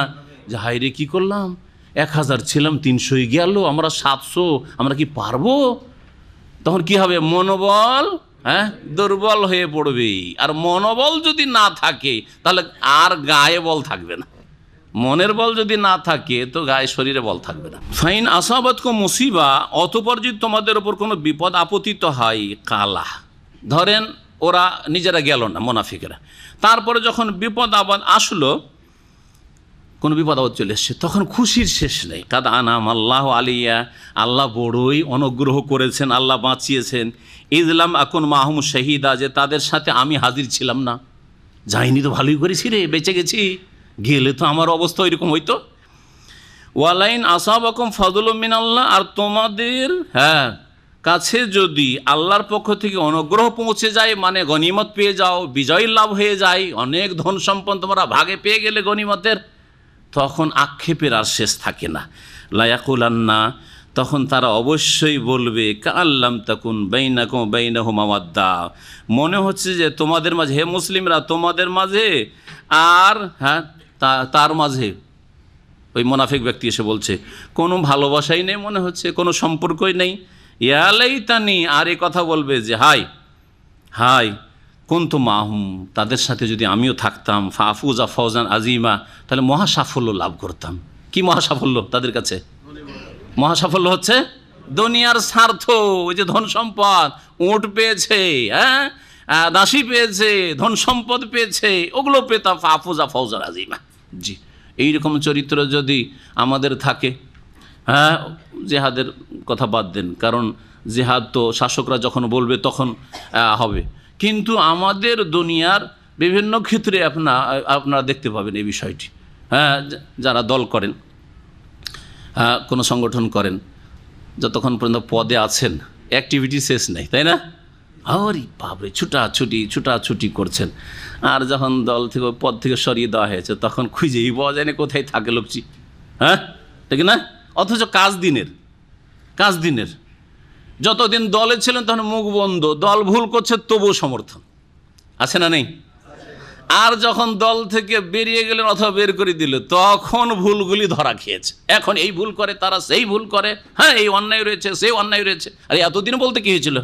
এতদিন কেন বোবা শয়তান হয়েছিল, ঠিক না? ছোট ছোট উদাহরণ রয়েছে।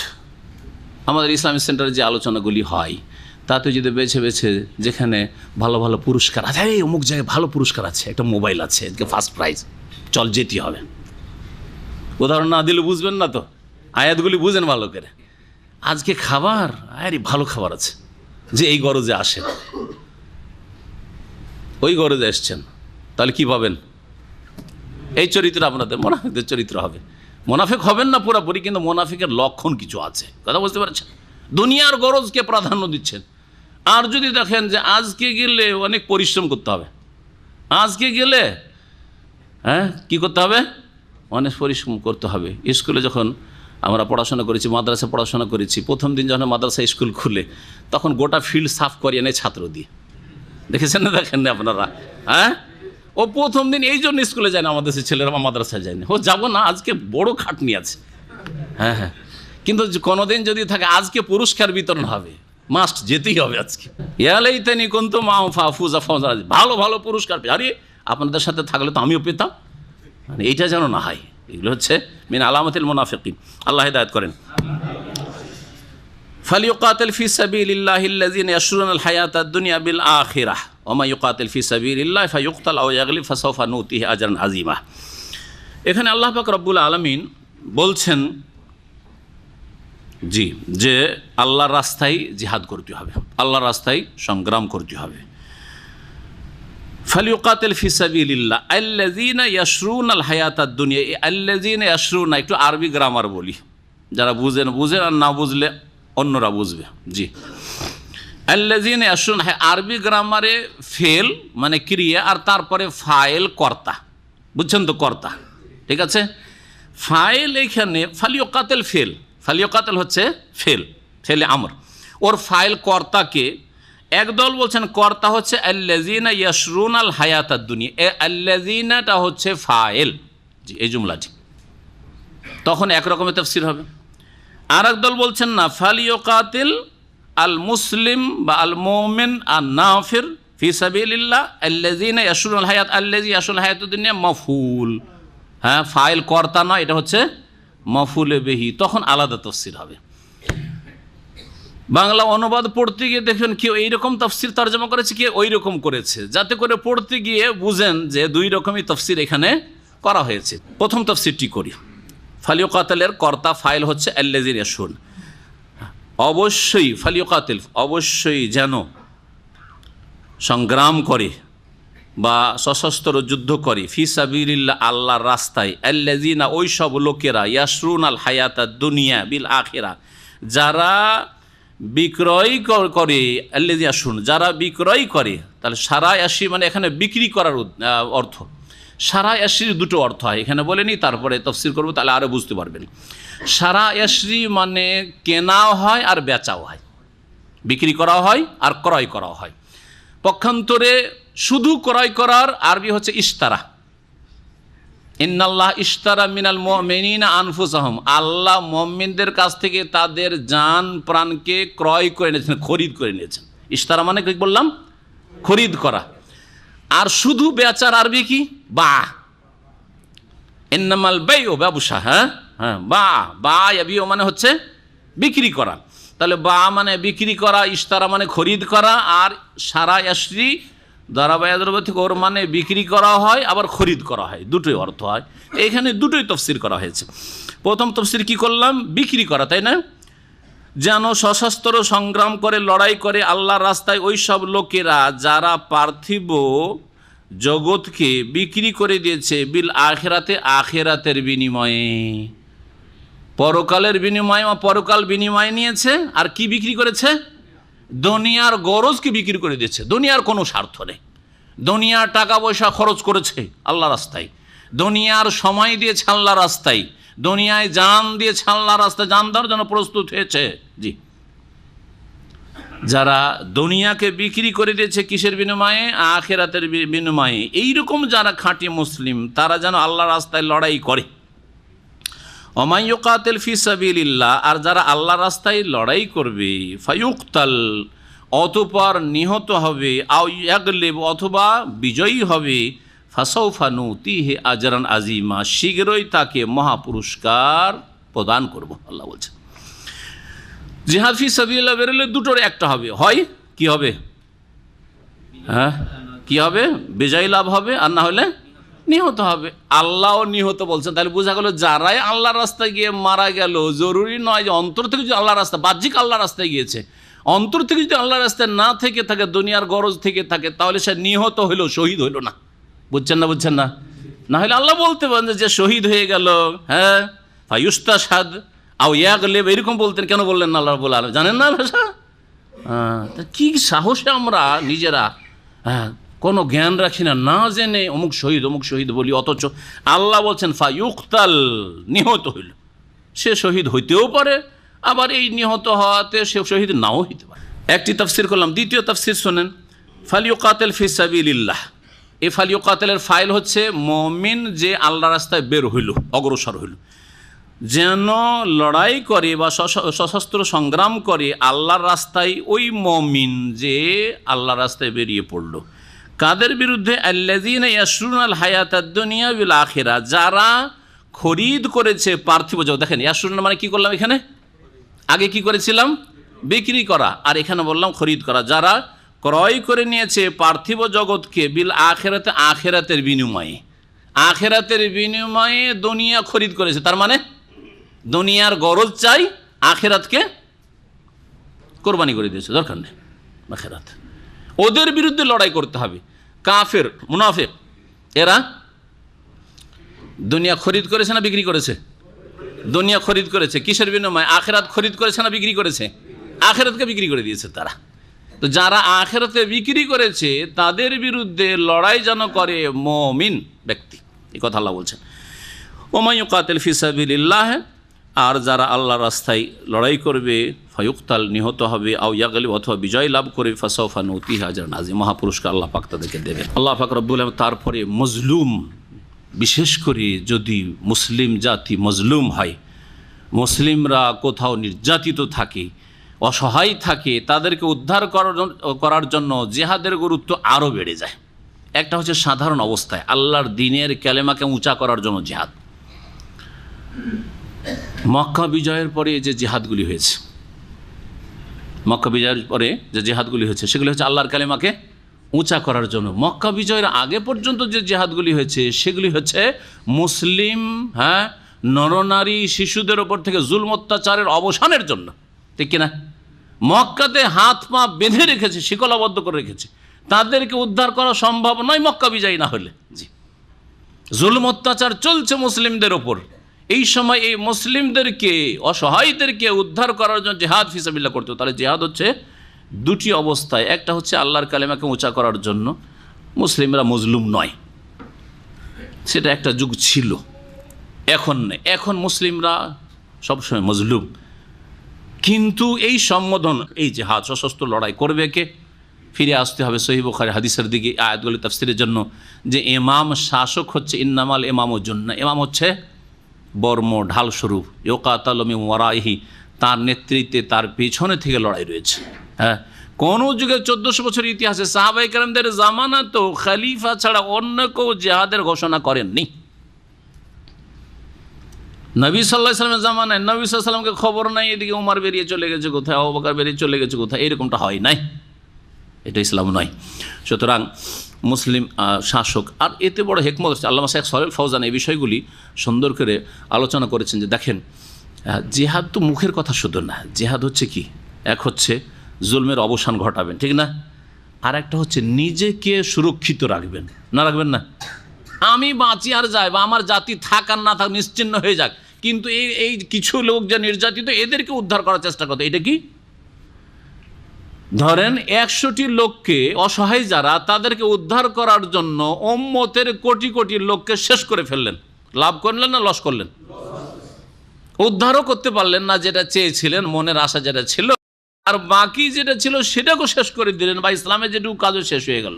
তাহলে এই পরিস্থিতিকে জিহাদ আছে।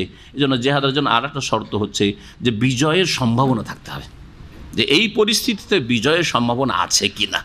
না নামলে শুধু ক্ষয়ক্ষতি ছাড়া আর কিছু না, জিরো, এইরকম পরিস্থিতিতে জিহাদ নেই। এই জন্য মক্কায়, আগে আয়াত আসছে, কয়েকটি আয়াত পরে আসছে, মক্কায় কিছু লোকের আকাঙ্ক্ষা করতো যে আল্লাহ জিহাদের হুকুম কেন দাও না? অস্ত্র ধরার কেন হুকুম দাও না? এত জুলুম হচ্ছে, এত অত্যাচার হচ্ছে, আমরা এরকম বসে থাকবো কেন? আল্লাহ বলছেন থামো থামো থামো। মদিনা আসার পরে ফালাম্মা কুতিবা আলাইহিমুল কিতাল, যখন জিহাদ ফরজ করা হইল, বলছি আরে কি হইল রে, হ্যাঁ একটু যদি আর একটু সময় পেতাম, কিছুদিন পর হইতো, এটা ভালো হইতো। হ্যাঁ, যখন প্র্যাকটিক্যাল ফিল্ডে নামিয়ে দেওয়া হয়েছে বলছে না না না না না, পারবো না। বোঝা গেছে তো? এত সহজ বিষয় নয়। জিহাদের আসল উদ্দেশ্য হচ্ছে যে জাতিকে টিকিয়ে রেখে কিছু লাভ এনে দিতে হবে, বেনিফিট আনিয়ে দিতে হবে। আসল পুঁজি শেষ করে দিলেন, পুঁজি মাইনাস হয়ে গেল, তো এটা তো জিহাদ হলো না। এই জন্য বিজয়ের সম্ভাবনা থাকতে হবে। আল্লাহ পাক বলছেন ওমা লাকুম লা তুকাতিলুনা ফি সাবিল, উৎসাহিত করছেন এই আয়াতে, তোমাদের কি হয়ে গেছে হে মুসলিম জাতি, হে মুসলিম শাসকরা, লা তুকাতিলুনা ফি সাবিলিল্লাহ, আল্লাহর রাস্তায় তোমরা সশস্ত্র সংগ্রাম করো না, লড়াই করো না। ওয়াল মুস্তাযাফিনা মিনার রিজালি ওয়ান নিসাই ওয়াল উইলদান, এবং অসহায়, মুস্তাযাফিন মানে যারা দুর্বল, অসহায় পুরুষ নারী শিশুদের রক্ষার উদ্দেশ্যে ফি সাবিলিল্লাহ ওয়াল মুস্তাযাফিন আতফ রয়েছে।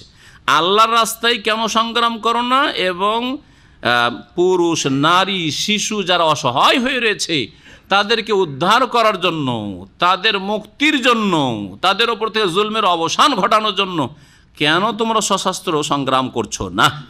আল্লাযীনা ইয়াকুলুন, যে অসহায় ছেলেমেয়েরা, শিশুরা, নারীরা, পুরুষরা, বৃদ্ধরা দোয়া করতে আছে আল্লাহ পাকের কাছে, ইয়াকুলুন বলছে রব্বানা, হে আমাদের প্রতিপালক, আখরিজনা মিন হাযিহিল ক্বরিয়াতি যালিম আহলুহা, আমাদেরকে উদ্ধার করো, বের করো মানে উদ্ধার করো এই জনপদ থেকে, আযালিম আহলুহা, যেখানকার জনপদ হচ্ছে অত্যাচারী, অত্যাচারীদের জনপদ থেকে আমাদেরকে রক্ষা করো আল্লাহ, খুব জুলুম অত্যাচার হচ্ছে, এখান থেকে আমাদেরকে উদ্ধার করো, এই দোয়া করছে। ওয়াজআলনা মিন লাদুনকা ওয়ালিয়্যা, হে আল্লাহ আমাদের জন্য তোমার পক্ষ থেকে অভিভাবক তৈরি করে দাও, আমাদের সাহায্যকারী তৈরি করে দাও। ওয়াজআলনা মিন লাদুনকা নাসীরা, এবং আমাদের জন্য তোমার পক্ষ থেকে সাহায্যকারী প্রস্তুত করে দাও, তৈরি করে দাও।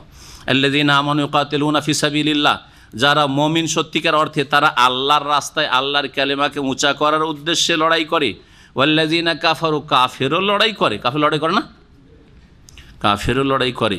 ইউকাতিলুনা ফি সাবিলিত তাগুত, কিন্তু তাগুতের রাস্তায় তারা লড়াই করে।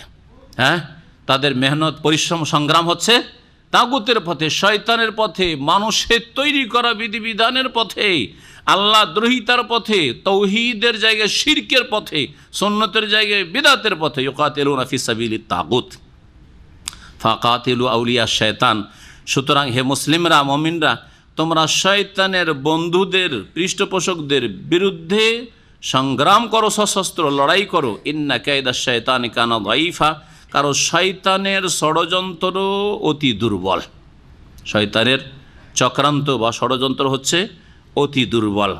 কেন কেন দুর্বল? বাহ্যিক তো দেখছি যে ওরাই বেশি শক্তিশালী। এর বিভিন্ন দিক রয়েছে, একটি দিক শুধু উল্লেখ করছি।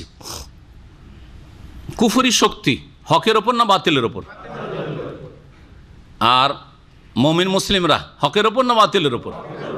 ওমর রাদিয়াল্লাহু হুদায়বিয়ার সন্ধির সময় নবী সাল্লাল্লাহু আলাইহি ওয়াসাল্লাম কি বলছে, ইয়া রাসূলুল্লাহ আলাসান আলাল হক, আমরা কি হক পথে নই, সত্য পথের পথিক না?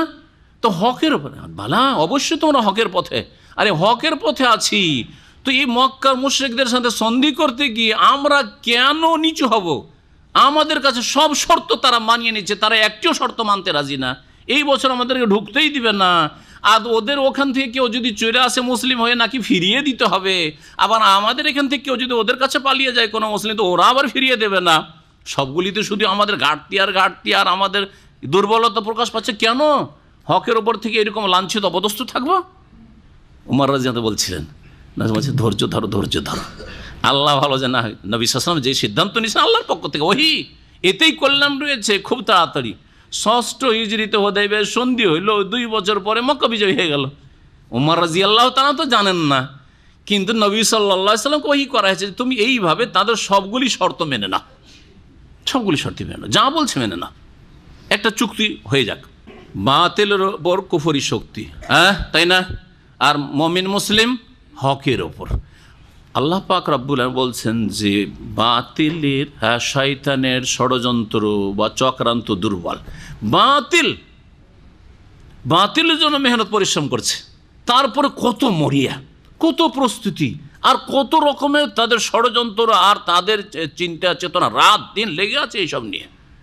তাহলে আপনি একজন হকপন্থী হিসাবে আপনার কতটা করণীয়? আপনি যে নিজে মুখে বলছেন যে আমি হকের ওপর আছি, বা যে কোনো মুসলিম হোক না কেন যে যতটা পারছেন, তাহলে এই হককে প্রতিষ্ঠিত করার জন্য আপনার কতটা আপনার কর্মসূচি রয়েছে, কি করছেন আপনি? বড় বড় কথা বললে হবে? ফজরের নামাজ জামাতে যেতে পারে না, আর ওই ময়দানের জিহাদের কথা বলে, হবে নাকি? হ্যাঁ, সারা রাত একটা কাফের চিন্তা করতে আছে যে কী করে মুসলিমদেরকে এই দেশে দুর্বল করবো, এই দেশে দুর্বল, এই দেশে দুর্বল করব, আর আপনি ফজরের নামাজ যেতে পারেন না। হ্যাঁ, নামাজে জামাতে যেতে আপনি কষ্ট লাগে, ঘরেই নামাজ পড়েন আপনি, অথবা নামাজই পড়েন না, যে এইটুকু করতে পারে না সেসব এই কী করবে? তাহলে যেই জাতির 95% এইরকমই, জি 95, শতকরা 95 জন বেনামাজি, সেই জাতি নিজেকে মুখে শুধু হকপন্থী বলে কাজ হবে? কখনো কাজ হবে না। যে শয়তানের চক্রান্ত অত্যন্ত দুর্বল, এই জন্য যে তারা বাতিলের ওপর রয়েছে আর আপনি হকের ওপর রয়েছেন। হ্যাঁ, 1 2 নম্বর কথা, ওরাও লড়াই করছে আর মুসলিমও লড়াই করছে, একজন হকপন্থী আর একজন হচ্ছে বাতিলপন্থী। কষ্ট শুধু কাফের হয় না মুসলিমের হয়? শুধু মুসলিমেরই কষ্ট হয়? হ্যাঁ, মুসলিমেরই ক্ষয়ক্ষতি হয় না কাফের উভয় পক্ষের ক্ষয়ক্ষতি হয়?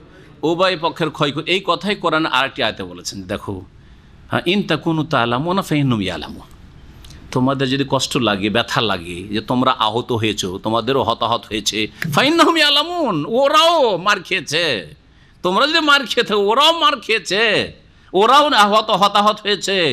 ওয়াতারজুনা, আর অতিরিক্ত, এটা তো সমান হয়ে গেল, ওরাও ক্ষতিগ্রস্ত আমরাও ক্ষতিগ্রস্ত, ঠিক না? ওয়াতারজুনা মিনাল্লাহি মা লা ইয়ারজুন, এবং তোমরা এই হতাহতের মাধ্যমে আল্লাহর কাছে এমন কিছুর আশা রাখতে পারবে যেই আশা কাফের রাখে না। জি, ওয়াতারজুনা মিনাল্লাহি মা লা ইয়ারজুন, জি, কোরআন স্পষ্ট করে দিয়েছে। তারপর আল্লাহ পাক বলছেন, আলাম তার ইলাল্লাযিনা কিলা লাহুম কুফু আইদিয়াকুম, হে নবী তুমি কি দেখো না ওই সব লোকদের দিকে যাদেরকে বলা হয়েছিল যে তোমরা নিজের হাতকে সংযত রাখো, হাতকে গুটিয়ে রাখো, কাউকে মারতে যেও না, আবু জাহলের মার খাও, আবু লাহাবের মার খাও, আর উঠে ভুড়ি চাপিয়ে দিক, যাই করুক না কেন কুফু আইদিয়াকুম, এখন কাউকে মারতে যেও না, মরে যাও কিন্তু মারিও না। এটা কখন ছিল? মক্কায়। তাহলে মক্কায় অস্ত্র ধারণ করা, কোনো কাফের গায়ে হাত দেওয়া, মারা কি ছিল? নিষেধ ছিল, অনুমতি ছিল না, নিষেধ। জিহাদ নিষেধ ছিল প্রথম যুগে, কারণ একটা কাফেরকে মারলে কি হইতো? যে বাকি যে কয়টা মুসলিম ছিল সবগুলিকে শেষ করা হইতো না? হইতো না? এখন চিন্তা করেন এই পরিস্থিতিটা, এখন চিন্তা করেন অনেকেই জঙ্গি তৎপরতায় লিপ্ত বিভিন্ন দেশে, একটা কোনো কাফেরকে মারলেন আপনি, এর রিয়াকশন স্বরূপ কি হচ্ছে বলেন? হাজার হাজার মুসলিম ক্ষতিগ্রস্ত, তাই না? ধার্মিক লোকেরা সব আগে ক্ষতিগ্রস্ত, দাড়িওয়ালার আগে, এই দায়েশের জন্য দাড়িওয়ালারা আগে ক্ষতিগ্রস্ত। দাড়িওয়ালা চেক বেড়ে গেছে কেন? দাড়িওয়ালারা, ওরা জানে না যে দাড়িওয়ালা ভালো হয়? ওরা জানে দাড়িওয়ালা 2 রকম আছে, জানে না? সেটি জানে যে দাড়িওয়ালা ভালো আছে খারাপ, সবগুলি দাড়িওয়ালা খারাপ না, কিন্তু কি করে জানবে যে এই দাড়িওয়ালা ভালো খারাপ? হ্যাঁ, বোঝা গেছে কি না? তখন সবগুলিকে হয়রান করছে, সবগুলিকে হয়রান করছে, করছে না? করছে না? পেরেশানি, ভিসা দিচ্ছে না, এই দাড়ির জন্য ভিসা দিচ্ছে না, দাড়ির জন্য কাজ দিচ্ছে না, দাড়ির জন্য এটা হচ্ছে সেন্সিটিভ এরিয়া, হ্যাঁ, স্পর্শকাতর এলাকা, সুতরাং এখানে এদেরকে ঢুকতে দেওয়া হবে না। করছে না? করছে না? এগুলো তো সামান্য, এছাড়াও বহু। জি, চিন্তা করেন যেখানে মুসলিম সংখ্যালঘু, মুসলিম সংখ্যাগরিষ্ঠ মুসলিম সংখ্যালঘু, সেখানে একটা কাফেরকে মারলে সেই দেশের সমস্ত মুসলিমকে মেরে দিতে পারবে কিনা? হ্যাঁ, একটা মন্দির ভাঙলে সবগুলি মসজিদ ভাঙতে পারবে কিনা? ওরা পারবে না। তাহলে এটা কি ভালো কাজ?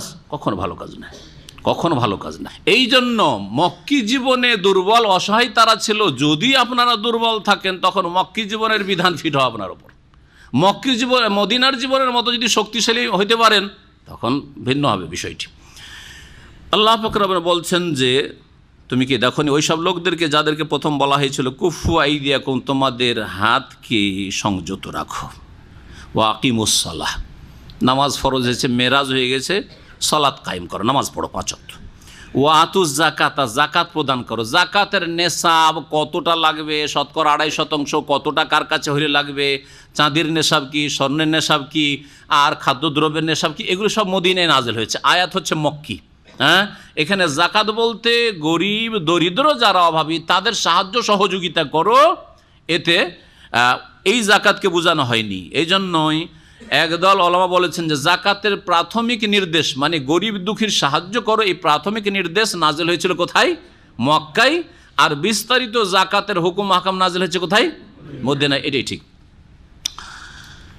ফালাম্মা কুতিবা আলাইহিমুল কিতাল, অতঃপর যখন তাদের ওপর সশস্ত্র লড়াইকে ফরজ করে দেওয়া হইল, কোথায়? মদিনায় দিতে হয়েছে। যদি জিহাদ ফরজ করা হইলো, যাও বদরে যাও, বদরের লড়াই ফরজ করা হয়ে গেল। হ্যাঁ, ওহুদ। তখন তারা কি করল? এযা ফারিকুম মিনহুম, তাদের একটা দল, যেই লোকের আকাঙ্ক্ষা করেছিল যে আবু জাহালকে মারতে পারবো না, ওতবাকে মারতে পারবো না, ও আবি মঈত নবীর কাঁধে ভুঁড়ি চাপিয়ে চোখে মারবো না, কেন মারার অনুমতি দেওয়া হয় না, এই কথাগুলি বলতো। তাদেরই একটা দল, মুহাজিরিনদেরই আর আনসারদেরও, হ্যাঁ, তারা কি বলতে লাগলো, এরা জরুরি নয় যে মুনাফিক নয়, কিন্তু আরেকটু যদি লেট হইতো, হ্যাঁ তাহলে ভালো হইতো, জি, তাহলে সময়টা উপযোগী হইতো, জি। যখন জিহাদ ফরজ করা হইলো, এদা ফারিকুম মিনহুম, তাদের একটা দল, ইয়াখশাউনান নাস, কাফের মানুষদেরকে ভয় করতে লাগলো। কেমন ভয় করা? কা খাশিয়াতিল্লাহ, আল্লাহকে ভয় করার মতো। আরে আল্লাহকে ভয় করা উচিত ছিল, মানুষকে, কাফেরকে ভয় করতে লাগলো। আসাদ্দা খাসি, এমন কি ওর চেয়ে বেশি। আল্লাহ যে কোনো সময় ধরতে পারেন, এ কথার কোনো ফিকির নেই যে এখনই মত চলে আসতে পারে, কিন্তু এই ফিকির তাদেরকে ধরলো যে ও জিহাদের মাঠে গেলে কি করে বাঁচবো, ফিরে আসতে পারবো, এই চিন্তা ধরে নিল। ওয়াকালু, এবং তারা বলল, রব্বানা, হে আমাদের প্রতিপালক, লিমা কাতাবতা আলাইনাল কিতাল, আমাদের ওপর এই সশস্ত্র লড়াই কেন ফরজ করলেন? লাউলা আখারতানা ইলা আজালিন করিব, যদি একটু অবসর দিতেন, ইলা আজালিন করিব, কিছু সময়ের জন্য, আরও কিছু দিনের জন্য যদি অবসর দিতেন। এটা হচ্ছে কিছু সময়ের জন্য একটা তাফসির, যদি তারা মুমিন মুসলিম হয়ে থাকে। আর যদি মুনাফিক থাকে, তাহলে অন্তরের কথা যে এই জিহাদের বিধান যদি নাই আসতো, আমাদের জীবনে না আসতো, সহি সালামত চলে যেতাম। হ্যাঁ, ওটা কি সহি সালামত মনে করছে তারা? কুল, আল্লাহ পাক বলছেন, হে নবী তাদেরকে বলে দাও, যারা বলছে যে এখন যদি জিহাদের হুকুম না আসতো, মদিনে আরও পরে আসতো, মাতাউদ দুনিয়া কালিল, দুনিয়ার ভোগের সামগ্রী স্বল্প মাত্র। দুনিয়ার ভোগের সামগ্রী কতদিন, আর বাঁচবেন কতদিন? হিসাব করেন তো। বয়স 30, তাই না? 30 না, বাঁচবেন কতদিন? সুস্থ হয়ে যদিও বাঁচেন তো 60। 40-এর পরে এমনি লোক দুর্বল হইতে লাগে, 40-এর পরে এমনি দুর্বল হইতে লাগে, লাগে না? আর যদি না বুঝেন, না জানেন, তো ইন্স্যুরেন্সে জিজ্ঞেস করেন। 45 বয়স হলে তখন ইন্স্যুরেন্স বিল বেড়ে যায়, জানেন না? হ্যাঁ, ছোট বাচ্চাদের বিল বেশি নেই, জানেন? 5 বছর 6 বছরের নিচে বাচ্চাদের বিল বেশি, এরা বেশি রুগী হবে, বারবার করে হসপিটাল আসবে, ইন্স্যুরেন্সের পয়সা বেশি। আবার তারপরে তখন 40-45 পর্যন্ত মোটামুটি কমই, আর তারপরে যখন 45-এর ওপরে যাবে, যত বয়স বাড়বে তত ইন্স্যুরেন্স বলবে, এই তুই বারবার করে আসবি, বেশি পয়সা দিতি। হ্যাঁ, তাই না? ওরা বুঝছে, দুনিয়া যথেষ্ট ভালো করে বুঝছে, কারণ এরা জুয়ার ব্যবসা করছে। আল্লাহ পাক বলছেন, মাতাউদ দুনিয়া কালিল, হ্যাঁ, কতদিন বাঁচবেন? যদি 60 বছর 65 বছর বাঁচেন, তো 30 তো শেষ হয়ে গেছে। হ্যাঁ, বাকি আছে 30। এর মধ্যে কত বালা মুসিবত আসবে, বিপদ আপদ আসবে, অসুস্থ হবেন। হ্যাঁ, জি হ্যাঁ। আর অধিকাংশ লোক হয়তো তার আগে চলে যাবেন, তারপর বলতেও পারবেন না যে আর কয়দিন থাকবো, কয় মিনিট থাকবো, তাও বলতে পারবেন না। দুনিয়ার ভোগের সামগ্রী অল্পই, ওয়াল আখিরাতু খায়রুল লিমান ইত্তাকা, আর যারা আল্লাহ ভীরু তাদের জন্য পরকালই হচ্ছে উৎকৃষ্ট। পরকাল সুখের সব দিক থেকে উৎকৃষ্ট। আল্লামা ইবনে সাদি বলছেন যে আখিরাতে যেসব নিয়ামতের বস্তু রয়েছে সেই দিক থেকে উৎকৃষ্ট, আখিরাতে যেসব নিয়ামতের স্বাদ রয়েছে সেদিক থেকে উৎকৃষ্ট, আখিরাতে যে সময়টা রয়েছে, কালটা রয়েছে, সেই দিক থেকে জামানার দিকে উৎকৃষ্ট। এই জামানা হচ্ছে যতই ভালো বাঁচি, 60-65 বছর পরে বাঁচলে ছেলে ছাড়া চলতে পারবেন না, হ্যাঁ, স্ত্রীর খেদমত ছাড়া চলতে পারবেন না, আর নিজে রোজগার করতে পারছেন না, অসহায় অবস্থা। তাহলে এরকম বেঁচে লাভই কি? যে আমাকে ছেলে না খাইলে চলতে পারবো না, স্ত্রী যদি খেদমত না করে চলতে পারবো না, পেশাব পায়খানা ধরে না নিয়ে গেলে চলতে পারবো না, তো এরকম বেঁচে থেকে লাভটা কি? বাঁচতে চান? এরকম বাঁচতে চান? বেঁচে লাভটা কি? পরকালের জামানা কত দিনের? 1000 বছর, 10,000, চিরকাল, অনন্তকাল, তাই না? সুবহানাল্লাহ, ওইটি বলছে। ওয়াল আখিরাতু খায়রুল লিমান ইত্তাকা ওয়ালা তুযলামুনা ফাতিল, আর বিন্দু পরিমাণও তোমাদের জুলুম করা। ফাতিলের শাব্দিক অর্থ ব্যাখ্যা এর আগে করা হয়েছে, এখানে বিন্দু পরিমাণ উদ্দেশ্য করা হয়েছে। আইনামা তাকুনু, যেখানেই, কারণ মরণের ভয় তোরা বলছিল যে জিহাদ আরও যদি পিছিয়ে যেত, মদিনায় বলেছিল কিছু লোকেরা। আল্লাহ বলছেন যেখানেই তোমরা থাকো না কেন, যেই অবস্থায় আর যেই জামানায় থাকো না কেন, ইউদরিকুমুল মউত, তোমাদেরকে মৃত্যু পাবেই পাবে। ওয়ালাউ কুনতুম ফি বুরুজিম মুশাইয়াদা, যদিও তোমরা থাকো সুউচ্চ সুদৃঢ় দুর্গে। বুরুজ, বুর্জের বহু বচন। আজকাল নতুন আরবিতে বুর্জ টাওয়ারকে বলা হচ্ছে, জানেন না? বুর্জুদ দামাম, দামাম টাওয়ার, হ্যাঁ। বুর্জুল ফয়সালিয়া, ফয়সালিয়া টাওয়ার, হ্যাঁ। বুর্জ, বুর্জ মানে পুরাতন আরবিতে হচ্ছে হ্যাঁ দুর্গ। ফি বুরুজ মুশাইয়াদা, মুশাইয়াদা এক তো উঁচা সুউচ্চ, আর তারপরে সুদৃঢ় মজবুত। যতই সুউচ্চ আর সুদৃঢ় দুর্গে তুমি ঢুকে যাও, যে যাতে মালাকুল মত না আসতে পারে। আসবে না নাকি? পৌঁছতে পারবে না। ওয়াইন তসিম হাসানা, তাদের কাছে যদি কল্যাণ পৌঁছে, ইয়াকুলু, বলে হাযিহি মিন ইনদিল্লাহ, মুনাফিকরা যদি কোনো কল্যাণ পায় বলে এটা আল্লাহর পক্ষ থেকে। ওয়াইন তসিম সাইয়াতুন, আর যদি কোনো অনিষ্ট পৌঁছে, বিপদ আপদ আসে, ইয়াকুলু, তখন তারা বলে হাযিহি, বা বলবে হাযিহি মিন ইনদিক, হে মুহাম্মদ, এটা তোমার কারণে হয়েছে। বিপদ আপদ আসলে, ক্ষতি হলে এই কারণে হয়েছে। হ্যাঁ, এটা সকল নবীর যুগের কাফেররা যে ছিল বা মুনাফিকরা ছিল, এরকমই বলতো। এই যে নবীর দোষ এইটা হয়েছে, মুসার দোষ এইটা হয়েছে। জি, হাযিহি মিন ইনদিক। আল্লাহ বলছেন যে শোনো, কুল, হে নবী বলে দাও, কুল্লুম মিন ইনদিল্লাহ, সব কিছু আল্লাহর পক্ষ থেকে। সব কিছু কার পক্ষ থেকে? আল্লাহর পক্ষ থেকে। মানে আল্লাহর পক্ষ থেকে সুনির্ধারিত, সুনিশ্চিত আল্লাহর কাজা ফায়সালা করা আছে, যে কখন ভালো হবে কখন মন্দ হবে, সব কার পক্ষ থেকে? চূড়ান্ত ফয়সালা একমাত্র আল্লাহর পক্ষ থেকে। এই দিক থেকে কোন কোন আয়াতে বলা হয়েছে যে ভালোটা আল্লাহর পক্ষ থেকে, তারপরের আয়াতে আসছে আর মন্দ যদি কোথাও আসে তো তোমার পক্ষ থেকে। ওর মানে কি আবার বিরোধ আছে কোরআনে? না, বিরোধ নেই। তোমার পক্ষ থেকে মানে তোমার পাপের কারণে, তোমার কর্মদোষে, তোমার চলন দোষে। জি, হঠাৎ করে একটা অ্যাক্সিডেন্ট হলো, বড় ধরনের অ্যাক্সিডেন্ট। আপনি নিজের লাইফকে স্টাডি করেন, দেখবেন যে আমি কোনো জায়গায় ভুল করেছি। আর যদি চোখ না থাকে তো কী করে দেখবেন? আপনি ফজর নামাজ পড়েননি আর গেছেন, বলছে আমি তো কারো একটা পয়সা মেরে খাইনি। অনেকে বলে জেলখানাতে, জেলে বক্তব্য করতে যাই তো আসামিগুলো এসে বলে যে হুজুর, আমাদের জীবনে কারি একটা পয়সা মেরে খাইনি, আর কোনো দোষও করিনি, আমাকে এমনি এমনি ধরে নিয়ে আসছে, 1 বছর জেল খাটছি, কোনো দোষ করিনি। আমাদের কোনো দোষ করেননি, 5 ওয়াক্ত নামাজ পড়েন, বলছে ওইটাই শুধু করিনি। কথা বুঝতে পারেন? ওটা কোনো অপরাধী না তাদের কাছে, ওই যে কুফরি জীবন যেমন কাটাচ্ছে। সুবহানাল্লাহ, অপরাধী না। একটা ফজর পড়েন না, আসর পড়েন না, আর এরকম হয়ে গেল। আসর পড়েননি আর গাড়ি নিয়ে গেছেন, অ্যাক্সিডেন্ট হয়ে গেল। শুধু নামাজের ক্ষেত্রে না, যে কোনো ক্ষেত্রে আপনি একটা খারাপ আচরণ করে গেছেন মায়ের সাথে, আর গিয়ে একটা দুর্ঘটনা, বাপের সাথে গিয়ে একটা দুর্ঘটনা, একটা লোকের সাথে খারাপ আচরণ করলেন আপনি, মেজাজ দেখালেন আপনি, তারপরে গিয়ে ধাক্কা খেয়ে গেলেন। বোঝা উচিত ছিল, অন্তর্দৃষ্টি থাকলে আপনি বুঝতে পারতেন যে আমার দোষটা কোথায়। শুধু ওই কিছুক্ষণের সামান্য 2-4টা দোষ নজরে আসছে, কারণ আপনার দৃষ্টি শক্তি কম আর অন্তর্দৃষ্টি তো নেই আপনার আসলে, সেই জন্য। জি, আল্লাহ পাক বলছেন যে ফামালি হাওয়ালাইল কওম, এই জাতির কি হয়ে গেছে, অর্থাৎ মুনাফিক বা কাফেরদের কি হয়ে গেছে, লা ইয়াকাদুনা ইয়াফকাহুনা হাদিসা, যে তারা কোনো কথাই বুঝতে চায় না, আল্লাহ এবং রাসূল সাল্লাল্লাহু আলাইহি ওয়াসাল্লামের কথা বুঝতেই চায় না। মা আসাবাকা মিন হাসানাতিন ফামিনাল্লাহ, হে নবী, তোমাকে যদি কোনো কল্যাণ স্পর্শ করে সেটা আল্লাহর পক্ষ থেকে। তোমার ওপর যদি কোনো কল্যাণ আসে, সুখ আসে, তাহলে সেটা আল্লাহর তরফ থেকে, আল্লাহ পাক রব্বুল অনুগ্রহ, ফজল, এই দিক থেকে। ওমা আসাবাকা মিন সাইয়্যা, আর তোমার ওপর যদি কোনো রকমের বিপদ আপদ আসে বা কোনো অনিষ্ট যদি তোমাকে স্পর্শ করে, ফামিন নাফসিক, তাহলে তোমার পক্ষ থেকে, তোমার পক্ষ থেকে। নবী সাল্লাল্লাহু আলাইহি ওয়াসাল্লাম সাহাবায়ে কেরামগণ ওহদের প্রান্তে 70 জন শাহাদাত বরণ করেছিলেন না? হয়েছিলেন আপনি শহীদ? 70 জন। নবী সাল্লাল্লাহু আলাইহি ওয়াসাল্লামের দাঁত মোবারক শহীদ হয়েছিল কি না? মাথা আহত হয়েছিল না হয়নি? হ্যাঁ, এগুলো কিসের কারণে? কিসের? একটা ভুল। নবী সাল্লাল্লাহু বলছেন, আমরা হারি আর জিতিয়ে 50 জন যে তোমাদেরকে রোমাত ছোট্ট পাহাড়ের উপরে নিযুক্ত করলাম, নামবে না। পাখি যদি নিচেও আমাদেরকে খায়, তারপরও নামবে না। কিন্তু তারা ভাবলো যে আরে ওই সব কথা নিয়ে হয়, এখন তো ওরা কাফেররা অনেক দূর পালিয়ে গেছে, পালাচ্ছে, আর গনিমতের ধন সম্পদ সবাই লুটছে, আমরাও কিছু লুটি গিয়ে আর মানল না। আমিরের কথা, যে আমির নিযুক্ত ছিলেন আব্দুল্লাহ বিন জুবাইর, তার কথাও মানল না। আর নবী সাল্লাল্লাহু আলাইহি ওয়াসাল্লামের কথাও ভুলে গেল, ক্ষতিগ্রস্ত হইল। পেছন দিক থেকে ঘিরে নিল কাফেররা, এসে দেখলো যে পেছন দিকটা খালি, এরা প্রোটেকশন দিচ্ছিল পেছন দিক থেকে।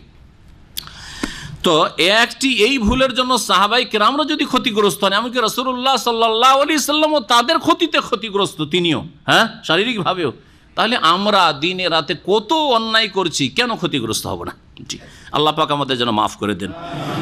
ওমা আসাবাকা মিন সাইয়্যা, কোন অনিষ্ট যদি স্পর্শ করে, ফামিন নাফসিকে, তোমার পক্ষ থেকে, মানে তোমার কুকর্মের কারণে। ও আরসালনাকা লিন-নাস রাসূলা, হে নবী তোমাকে সমস্ত মানুষের জন্য রাসূল করে প্রেরণ করেছি। ওয়াকাফা বিল্লাহি শাহিদা, আল্লাহ সাক্ষী হিসাবে এই মর্মে যথেষ্ট। ওয়া সাল্লাল্লাহু আলা নবিয়িনা মুহাম্মদ ওয়া আলা আলিহি ওয়া সাহবিহি আজমাইন।